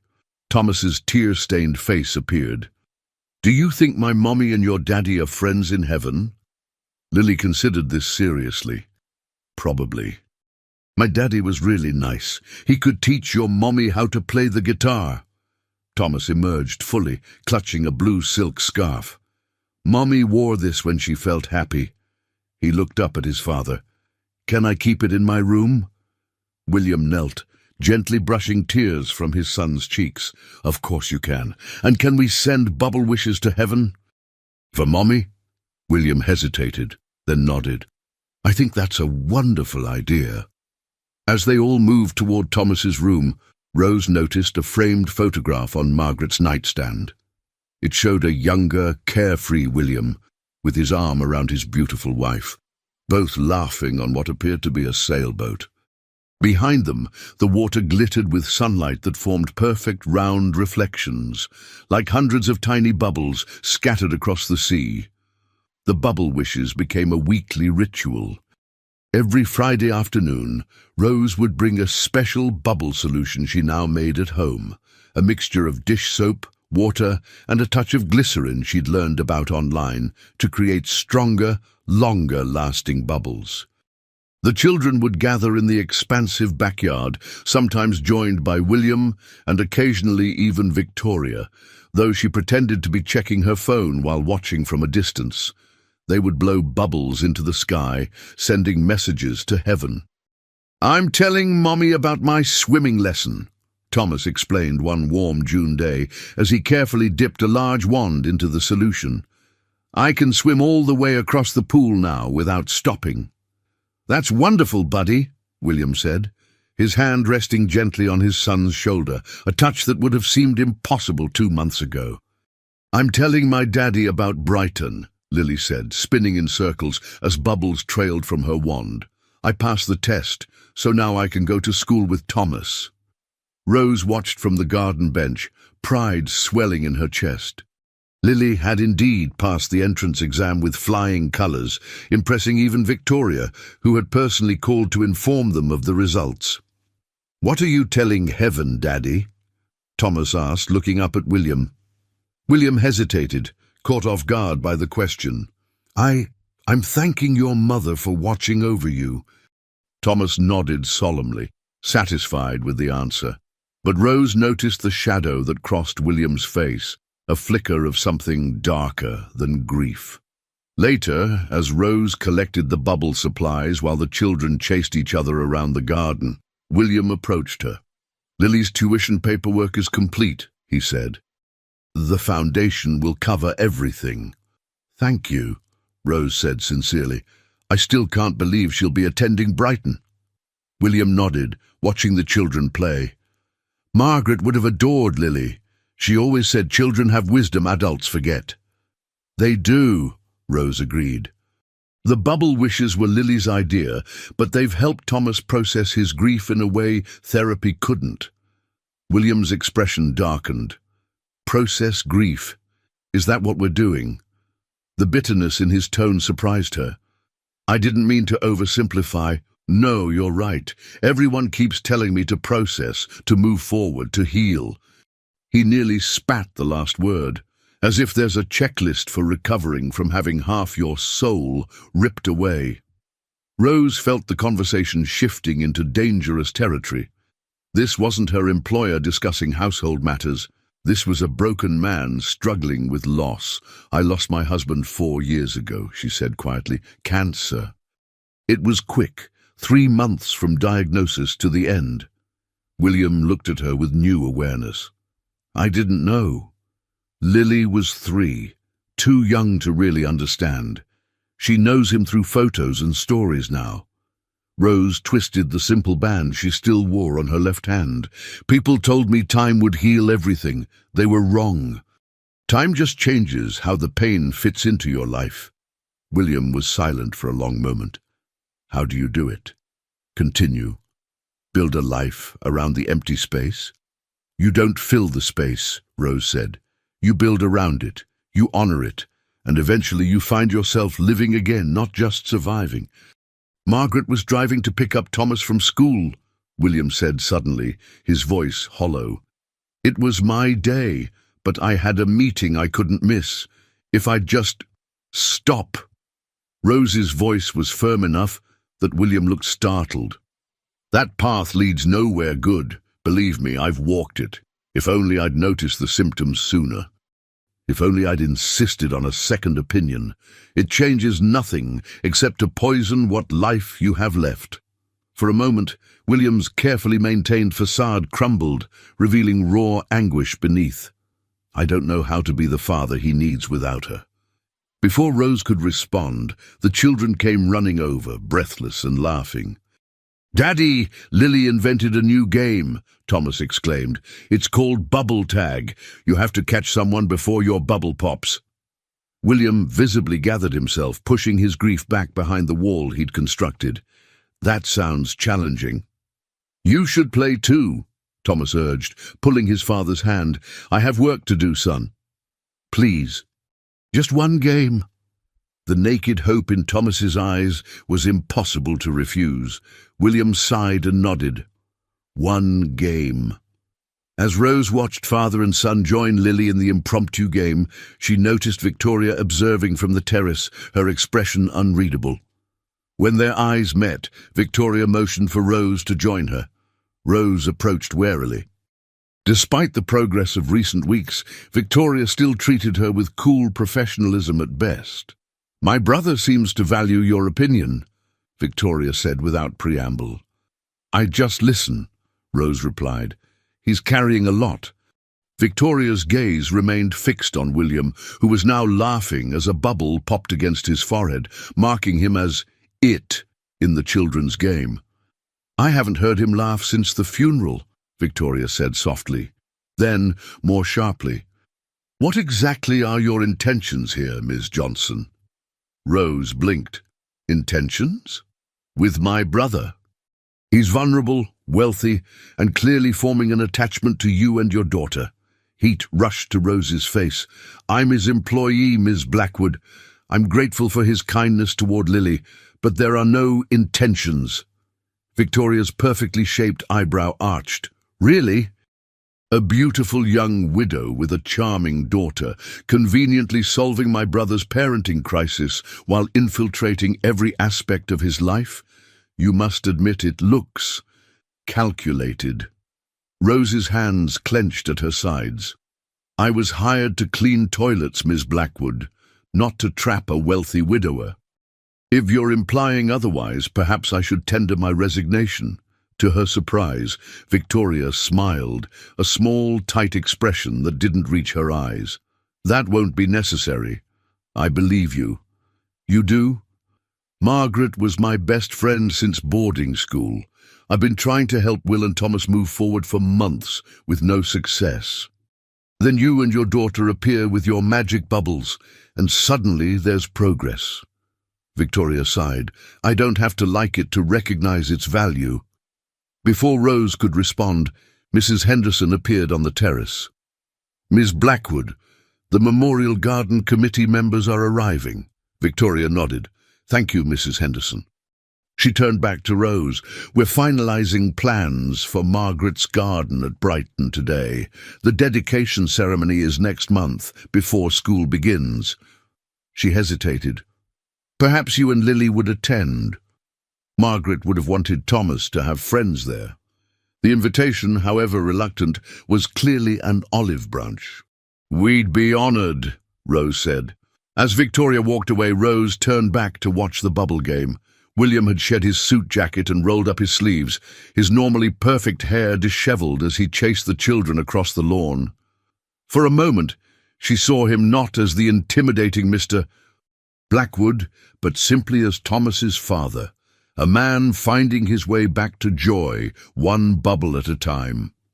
The invitation to the Blackwood Technologies annual summer gala arrived on a sweltering July morning.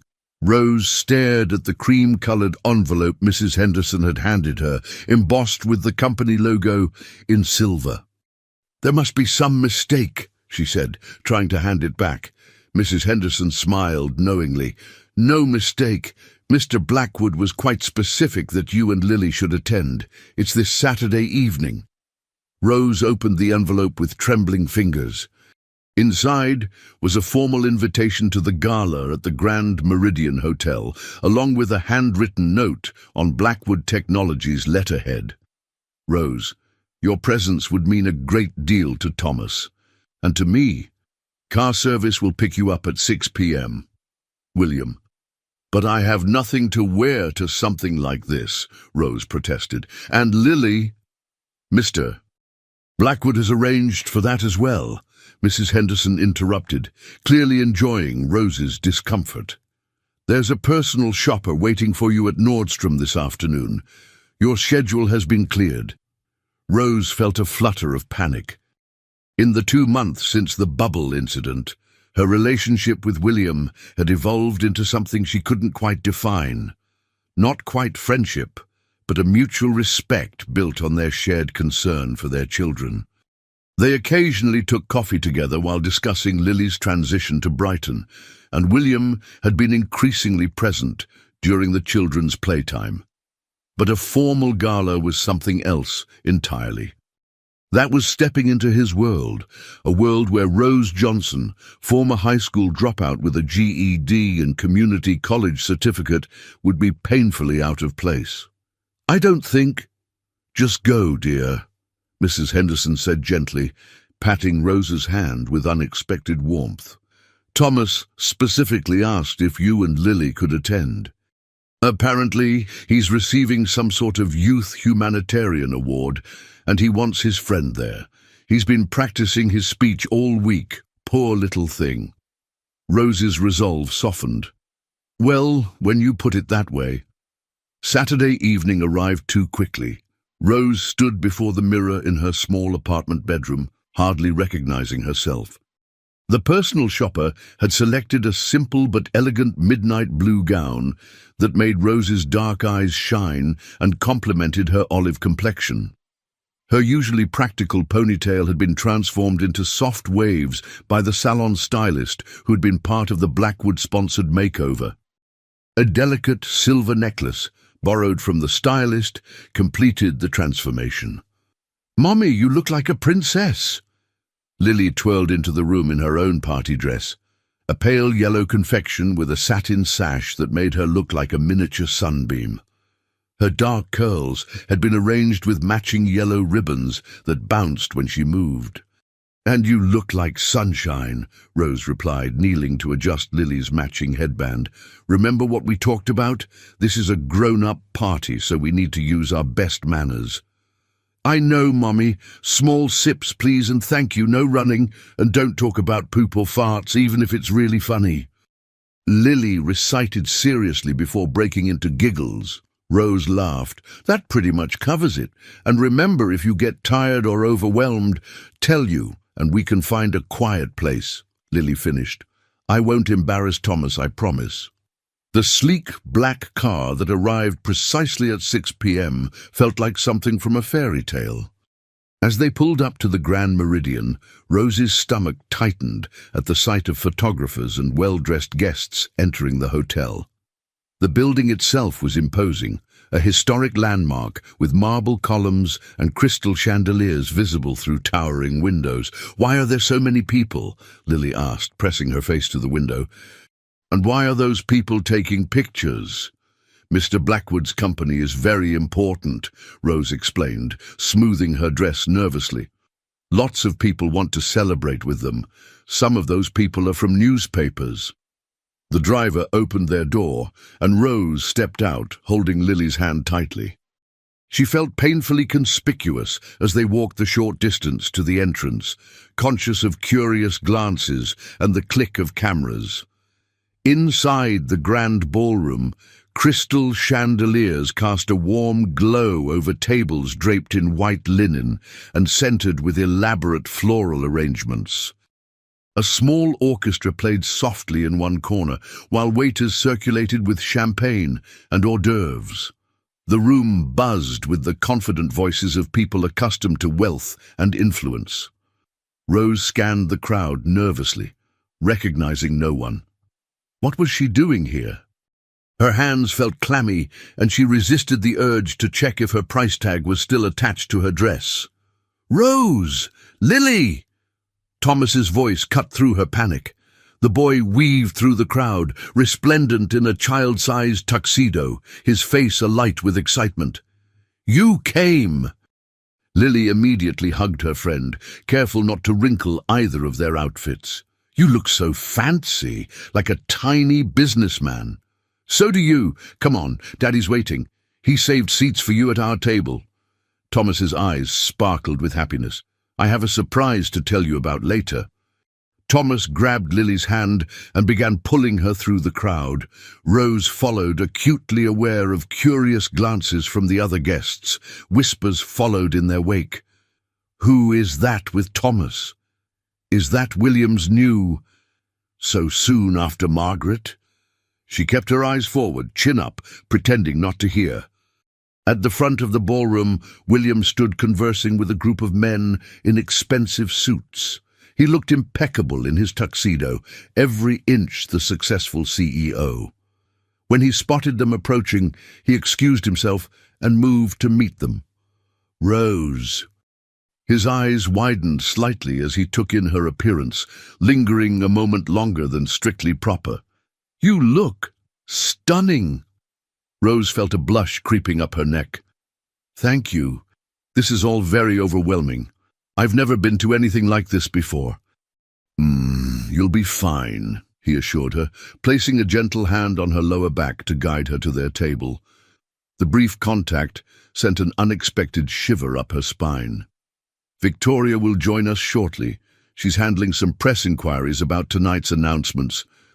Their table was front and center, clearly designated for the Blackwood family and VIPs. Rose felt even more out of place as she recognized several faces from business magazines and local news. A senator nodded politely to William from 2 tables away. As they took their seats, William leaned closer, his voice low enough that only she could hear. "I should warn you, people will talk. Ignore them. You're here as my guests, not as subjects of gossip. Anyone who matters knows the truth." "Why did you invite us?" Rose asked quietly. "Really?" William's eyes met hers, surprisingly vulnerable beneath his composed exterior. "Because Thomas wanted you here, and because He paused, seeming to search for words. "Because I find your company refreshing. You see me as a person, not as a balance sheet or a potential connection. That's rare in my world, Rose. Rarer than you might think." Before Rose could respond, Victoria arrived at the table, elegant in a crimson gown that complemented her blonde hair, which was swept up in an elaborate twist. Her eyes widened fractionally at the sight of Rose, but her social mask quickly returned. "Rose, lovely dress." Her tone suggested mild surprise, as if she hadn't expected Rose to clean up so well. She bent to kiss Thomas's cheek. "You look very handsome, nephew." "Thank you. The personal shopper you recommended has excellent taste," Rose replied, determined to hold her own. "Lily and I are grateful for your thoughtfulness." Victoria's lips twitched in what might have been amusement. "Indeed. Well, you certainly don't look out of place." She glanced around the ballroom. "Unlike Senator Parker's new wife, 3rd time's not the charm when it comes to fashion sense, apparently." Rose followed Victoria's gaze to a woman in an overly elaborate gold dress, then felt guilty for participating in the gossip. She turned her attention to helping Lily with her napkin instead. Dinner was served, a multi-course affair featuring foods Rose could barely pronounce. Delicate portions of seared scallops were followed by a salad with ingredients Rose had never heard of, then a perfectly cooked filet mignon, and finally a chocolate dessert that looked more like art than food. She watched Lily carefully, proud when her daughter navigated the array of silverware with only minimal coaching from Thomas, who was clearly an old hand at formal dinners. "You're supposed to use the small fork for this part," he whispered helpfully to Lily when the dessert arrived. "And you eat from the outside in, remember?" "Your mom taught you well," Rose observed, touched by the boy's careful attention to manners. Thomas nodded solemnly. "She said good manners mean you care about making other people comfortable. That's more important than knowing which fork to use." William, overhearing, gave his son a look of surprised pride that made Rose's heart ache. These small reminders of Margaret, her wisdom living on through her son, seemed to catch William off guard each time. After dessert, the awards portion of the evening began. Corporate achievements were recognized, charitable initiatives highlighted. Rose found herself genuinely impressed by Blackwood Technology's community involvement, scholarship programs, technology donations to underfunded schools, environmental initiatives that went well beyond the typical corporate window dressing.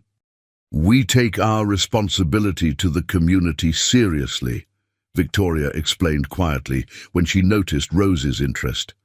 Margaret's influence, she wouldn't let William hide behind checkbook philanthropy, made him get personally involved. Finally, the Youth Humanitarian Award was announced. Thomas straightened in his chair as his name was called, his small face a mixture of excitement and nervousness. He adjusted his bow tie twice before standing. "This year's recipient has demonstrated exceptional compassion and initiative," the presenter explained. A distinguished older woman Rose recognized as the head of a children's hospital. Following personal tragedy, Thomas Blackwood established Bubbles of Hope, providing comfort kits to children experiencing grief or trauma.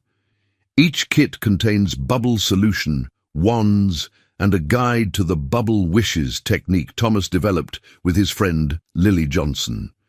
These kits have already touched hundreds of lives in children's hospitals, grief counseling centers, and family courts across our city. Rose gasped softly, looking at William in confusion. This was the first she'd heard of such a program. He smiled, pride evident in his eyes. Thomas's idea. "He came to me after a nightmare, asking if we could help other kids who were sad like him. We've distributed 500 kits to hospitals and grief counseling centers so far. Lily's name is on every instruction booklet as co-creator." Thomas walked proudly to the stage, his small frame dwarfed by the podium. With a confidence that belied his 6 years, he accepted the award and spoke clearly into the microphone, though he had to stand on tiptoes to reach it properly. "When my mom died, I was really sad. I didn't want to talk or play or do anything." His voice wavered slightly, and Rose saw William tense beside her. "Then my friend Lily showed me how bubbles could carry our wishes to heaven.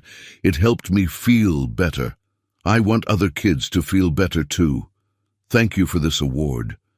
I wish my mom could see it, but maybe a bubble can tell her about it tonight."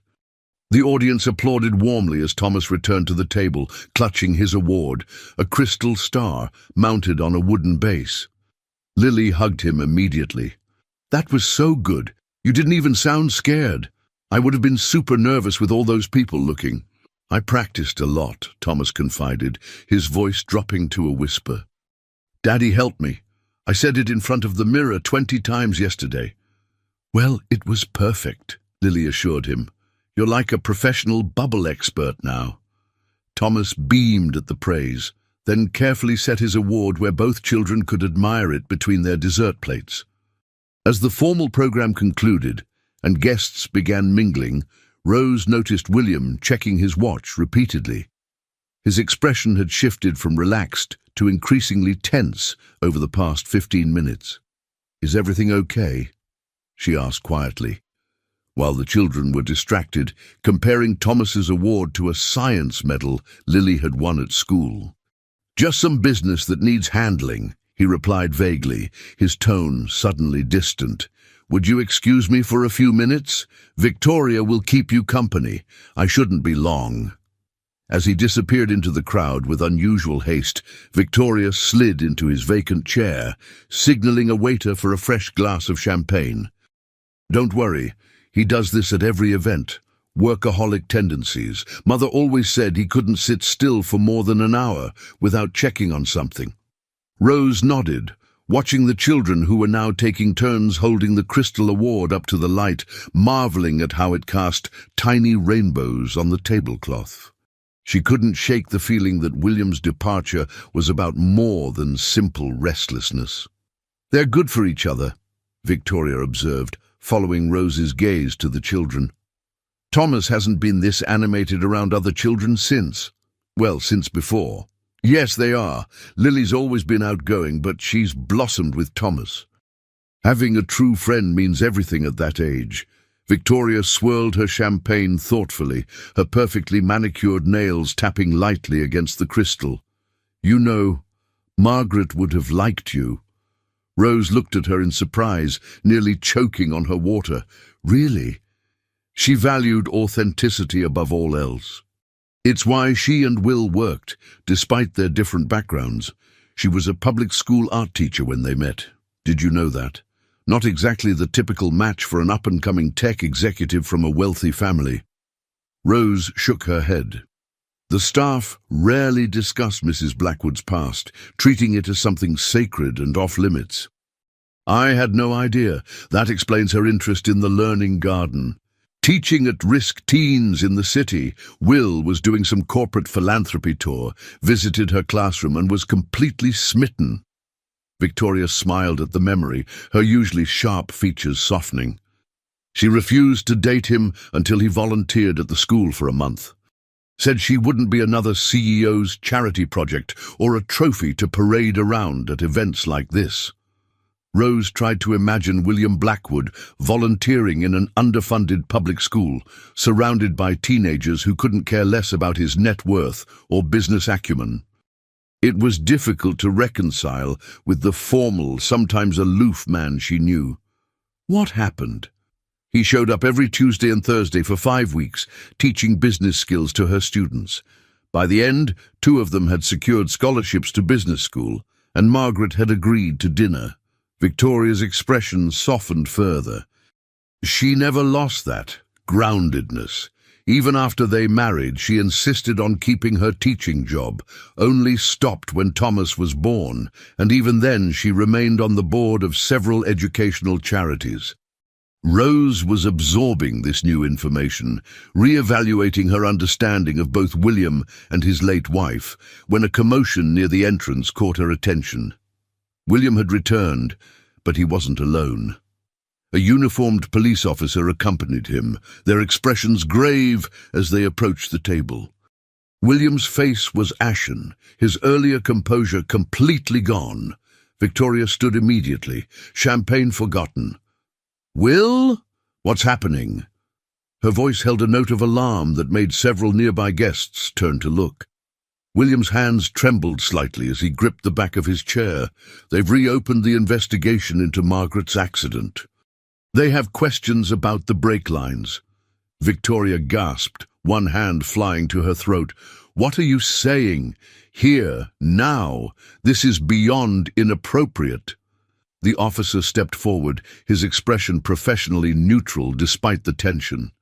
"Ma'am, we have evidence suggesting the vehicle's brake failure wasn't accidental. I'm afraid we need Mr. Blackwood to come with us to answer some questions." Rose instinctively moved to shield the children, who were thankfully absorbed in their own conversation a few feet away. She felt as though the room were tilting, the elegant surroundings suddenly sinister in their opulence. "This is absurd," Victoria hissed, her voice low but intense. "My brother has suffered enough without these baseless accusations. Do you have any idea what this will do to Thomas if he sees his father being questioned like a criminal?" "It's all right, Victoria," William said, his voice eerily calm, despite the slight tremor in his hands. "I have nothing to hide." He turned to Rose, his eyes seeking hers with an intensity that made her breath catch. "Would you take the children home? Mrs. Henderson is waiting. I'll explain everything later. Please." Before Rose could respond, Thomas noticed the police officer. His smile faded instantly, replaced by confusion and alarm. "Daddy, what's happening?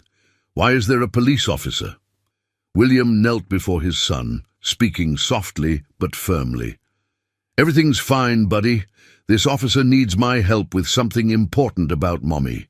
Rose is going to take you and Lily home, and I'll be there soon to tuck you in. We'll read an extra chapter tonight, okay?" Thomas looked unconvinced, but nodded bravely, his small shoulders squaring with effort. "Is it about Mommy's car accident?" William hesitated, clearly torn between honesty and protection. "Yes, it is. They're trying to understand exactly what happened. That's a good thing, right? To know the whole truth." Thomas nodded solemnly. "Mommy always said the truth is important, even when it's hard." William's composure faltered for a moment, his eyes glistening. "She was right, as always. Now be good for Rose and Lily, okay? I won't be long." As William stood to leave with the officer, his eyes met Rose's. For a split second, she saw something there that sent a chill down her spine. Not guilt or fear, but a deep, unfathomable sadness that went beyond the grief she'd witnessed before. It was the look of a man who had glimpsed an abyss and wasn't sure he could avoid falling in. "Trust me," he whispered as he passed her, his voice barely audible. "Please." Rose gathered the confused children, her mind racing. The perfect evening had shattered into something unrecognizable, leaving her with more questions than answers. Victoria was already on her phone, presumably calling their attorney, her face tight with controlled fury. "Come on, kids," Rose said with forced cheerfulness. "Let's head back to the house. Maybe we can watch a movie before bedtime."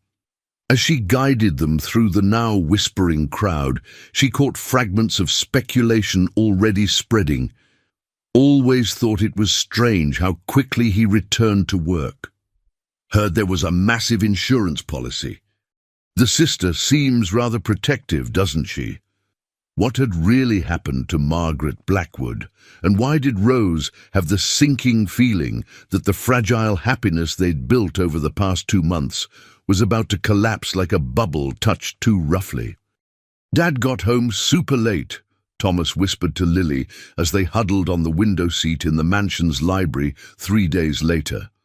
"And he was talking to Aunt Victoria for a long time in his study. They were yelling. I could hear them even with my door closed and my special noise machine turned on."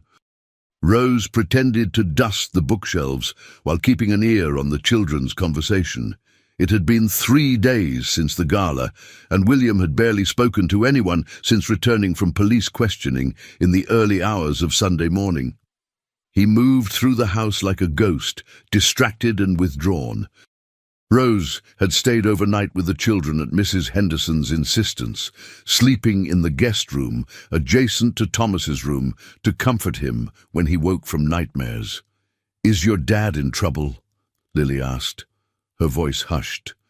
She had been unusually quiet since the gala, sensing the tension that had descended over the household like a heavy fog.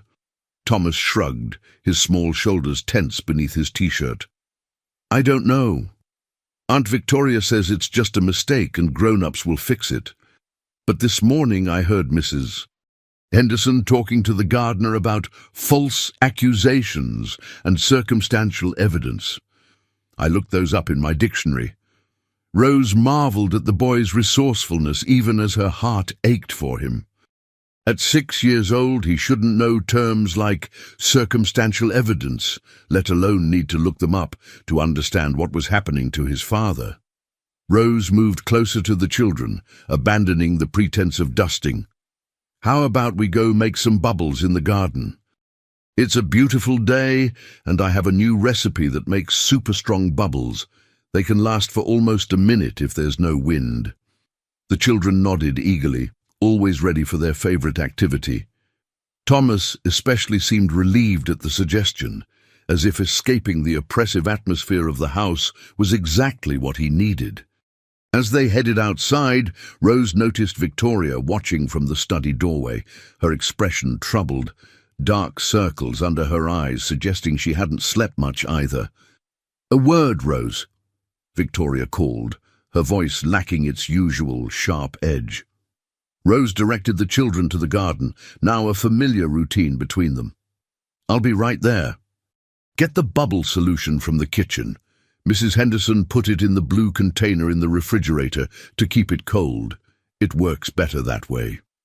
When the children were gone, Victoria motioned Rose into the study and closed the door with a soft click.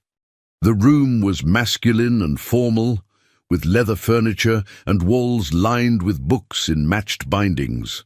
The scent of expensive cologne and paper lingered in the air. William sat behind an imposing desk, looking haggard and unshaven, a stark contrast to his usual impeccable appearance. Papers were scattered across the surface, legal documents by the look of them. "Rose!" He acknowledged her with a nod, attempting a smile that didn't reach his eyes. "Thank you for staying with Thomas. It's been complicated. He had nightmares again last night." "He's worried about you," Rose said simply. "Children pick up on more than we realize." He was looking up legal terms in the dictionary this morning. William winced, running a hand through his disheveled hair. "God, I should have talked to him more. I just didn't know what to say that wouldn't terrify him further." "Is there anything I can do?" Rose asked, concern overriding her usual professional distance. "For Thomas? Or—" She hesitated, then added, "or for you?" Victoria and William exchanged looks, a silent communication between siblings that spoke of shared history and mutual understanding. "Actually, yes," William said, straightening slightly. "That's why we asked you to join us." Rose took a seat in one of the leather chairs, noting the legal documents spread across the desk. Some bore the letterhead of Williams and Klein, which she recognized as one of the city's most prestigious law firms. "What's happening? Is there something I should know to help Thomas?" William rubbed his temples, exhaustion evident in every line of his face. "The police found evidence that Margaret's brake lines were tampered with. They're treating her death as a homicide, not an accident." Rose gasped, the implications hitting her with physical force. "That's terrible. Do they have any suspects?" "Surely they don't think—" She stopped, suddenly understanding the police officer's presence at the gala, the whispers, William's distress. The heavy silence that followed answered her question before Victoria spoke, her voice brittle with suppressed anger. "They're focusing on Will because of the life insurance policy. $10 million. As if he needs the money. It's absurd. Will is worth hundreds of millions. The policy was Margaret's idea in the first place." "Which I never collected," William added bitterly, pushing a document toward Rose. "It was a donation acknowledgement from Mercy Children's Hospital for $10 million, dated just weeks after Margaret's death. I donated the entire amount to the children's hospital Margaret volunteered at. I couldn't bear to profit from her death." "And you think I can help somehow?" Rose asked, confused about her role in this family tragedy that had begun long before she entered their lives. William leaned forward, his blue eyes intent despite the fatigue shadowing them. "The police are building a timeline of Margaret's last day. I was in meetings, which gives me an alibi for most of the day, but there's a 2-hour window in the afternoon where I can't prove my whereabouts. I was driving between our downtown office and a satellite campus, alone. I still don't understand." "We need character witnesses," Victoria interrupted, pacing behind William's chair like a caged tigress. "People who can testify to Will's relationship with Thomas, his state of mind in recent months. You've been in this house daily since shortly after Margaret's death. You've seen Will and Thomas together more than almost anyone. You've witnessed his grief, his struggle, his efforts to heal." Rose looked between them, realization dawning. "You want me to testify for you? To tell the police what I've seen?" "Only if you feel comfortable," William said quickly, leaning back slightly as if to distance himself from any perception of pressure. Only if you believe in my innocence. I would never ask you to say anything you don't believe is true." The question hung in the air between them, heavy with implication. Did she? Rose had only known William Blackwood for a few months. He had been kind to her and Lily, generous beyond expectation. But she had also seen his dark moods, the depths of his grief, the occasional flashes of anger. Could she swear with certainty that this man was incapable of violence? "I believe you loved your wife," she said finally, choosing her words with care. "And I know you love Thomas more than anything in this world. That's what I can testify to, truthfully." Relief flooded William's face, some of the tension visibly leaving his shoulders. "Thank you, that means more than you know." Or Victoria handed Rose a business card, her perfectly manicured nails briefly brushing Rose's fingers. "This is Will's attorney. He may contact you for a statement, if you're comfortable with it." Rose nodded, tucking the card into her pocket. "The children are waiting. Is there anything you want me to tell Thomas?" "Oh, just that everything will be fine," William said, his voice strained, despite his attempt at confidence. "Keep things normal for him. God knows there's been little enough normality in his life lately." As Rose turned to leave, William spoke again. "Rose, there's something else you should know. Something the police told me that I'm still trying to process." She paused at the door, one hand on the ornate brass handle. The afternoon sunlight streaming through the study windows caught the dust motes in the air, making them dance like tiny golden stars between them. "The police think Margaret knew her killer, that she let them near her car willingly." His eyes were haunted, the blue darkened to something closer to midnight. "They found something in her personal effects, a journal. She wrote that she was afraid, but she never told me why. She was protecting me from something, but I don't know what." Rose's stomach tightened, a chill running through her despite the warm day. "Mr. Blackwood—" "William," he corrected softly, a ghost of a smile touching his lips. "After all this, I think we're past formalities, don't you?" "William," she amended, the name feeling strangely intimate. "Whatever happened, Thomas needs you. We'll get through this." "Geez," she hesitated, then added with quiet certainty, "all of us together." The plural pronoun slipped out unintentionally, but neither William nor Victoria commented on it.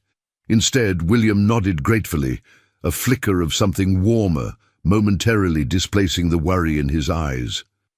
Outside, Rose found the children blowing bubbles near the rose garden, Margaret's favourite spot, according to Mrs. Henderson. The elderly housekeeper had mentioned once that Margaret spent hours here, often talking to the flowers as she tended them. Thomas had been visiting it more frequently since the gala, sometimes talking softly to the roses, as if his mother might hear him through them. Today the roses were in full bloom, their heady perfume filling the warm summer air. "Look, Mummy!" Lily called excitedly, running toward Rose with something in her hands. "We made a bubble snake with a sock and a bottle. Thomas learned it at school before he stopped going. It makes 1,000,000 tiny bubbles all at once." Rose forced a smile, pushing aside her concerns to focus on the children. "That's amazing. How does it work?" she asked, examining the contraption. An empty plastic bottle with the bottom cut off, covered with a sock secured by a rubber band and dipped in bubble solution. As Thomas eagerly demonstrated their invention, blowing through the bottle's mouth to create a foamy snake of bubbles that wriggled through the air, Rose noticed a police car pulling into the driveway. Her heart sank as 2 officers emerged and approached the front door. One she recognized from the gala. The other was a stern-looking woman in a dark suit who was clearly a detective rather than a patrol officer. Moments later, Mrs. Henderson appeared on the terrace, her usually composed face flushed with agitation. "Rose, Mr. Blackwood would like the children to come inside for lunch now." Her voice was steady, but her eyes darted nervously toward the driveway where the officers were now speaking with the security guard at the gate. The tightness in Mrs. Henderson's voice told Rose everything she needed to know. William was being questioned again, and he wanted the children away from the spectacle, protected from seeing their father treated like a suspect. "Race you to the kitchen," Rose called to the children, creating a diversion that worked instantly. As they ran ahead, giggling and shouting about who would reach the door first, she exchanged a worried glance with Mrs. Henderson. "It's getting worse," the housekeeper murmured, her lined face creased with additional worry. They found something in Mrs. Blackwood's car, hidden in the spare tire compartment, a USB drive with some kind of files from Blackwood Technologies. The police brought it with them this time. Rose's mind raced, connecting this new information with what William had shared. What kind of files? "I don't know exactly, but Miss Victoria was white as a sheet when she saw it. I overheard her on the phone afterward. Something about Project Lazarus and clinical trials that weren't approved." Miss Henderson shook her head, her grey curls bouncing slightly. "This family has suffered enough. Margaret's death nearly destroyed them. Now this. It's like watching a Greek tragedy unfold.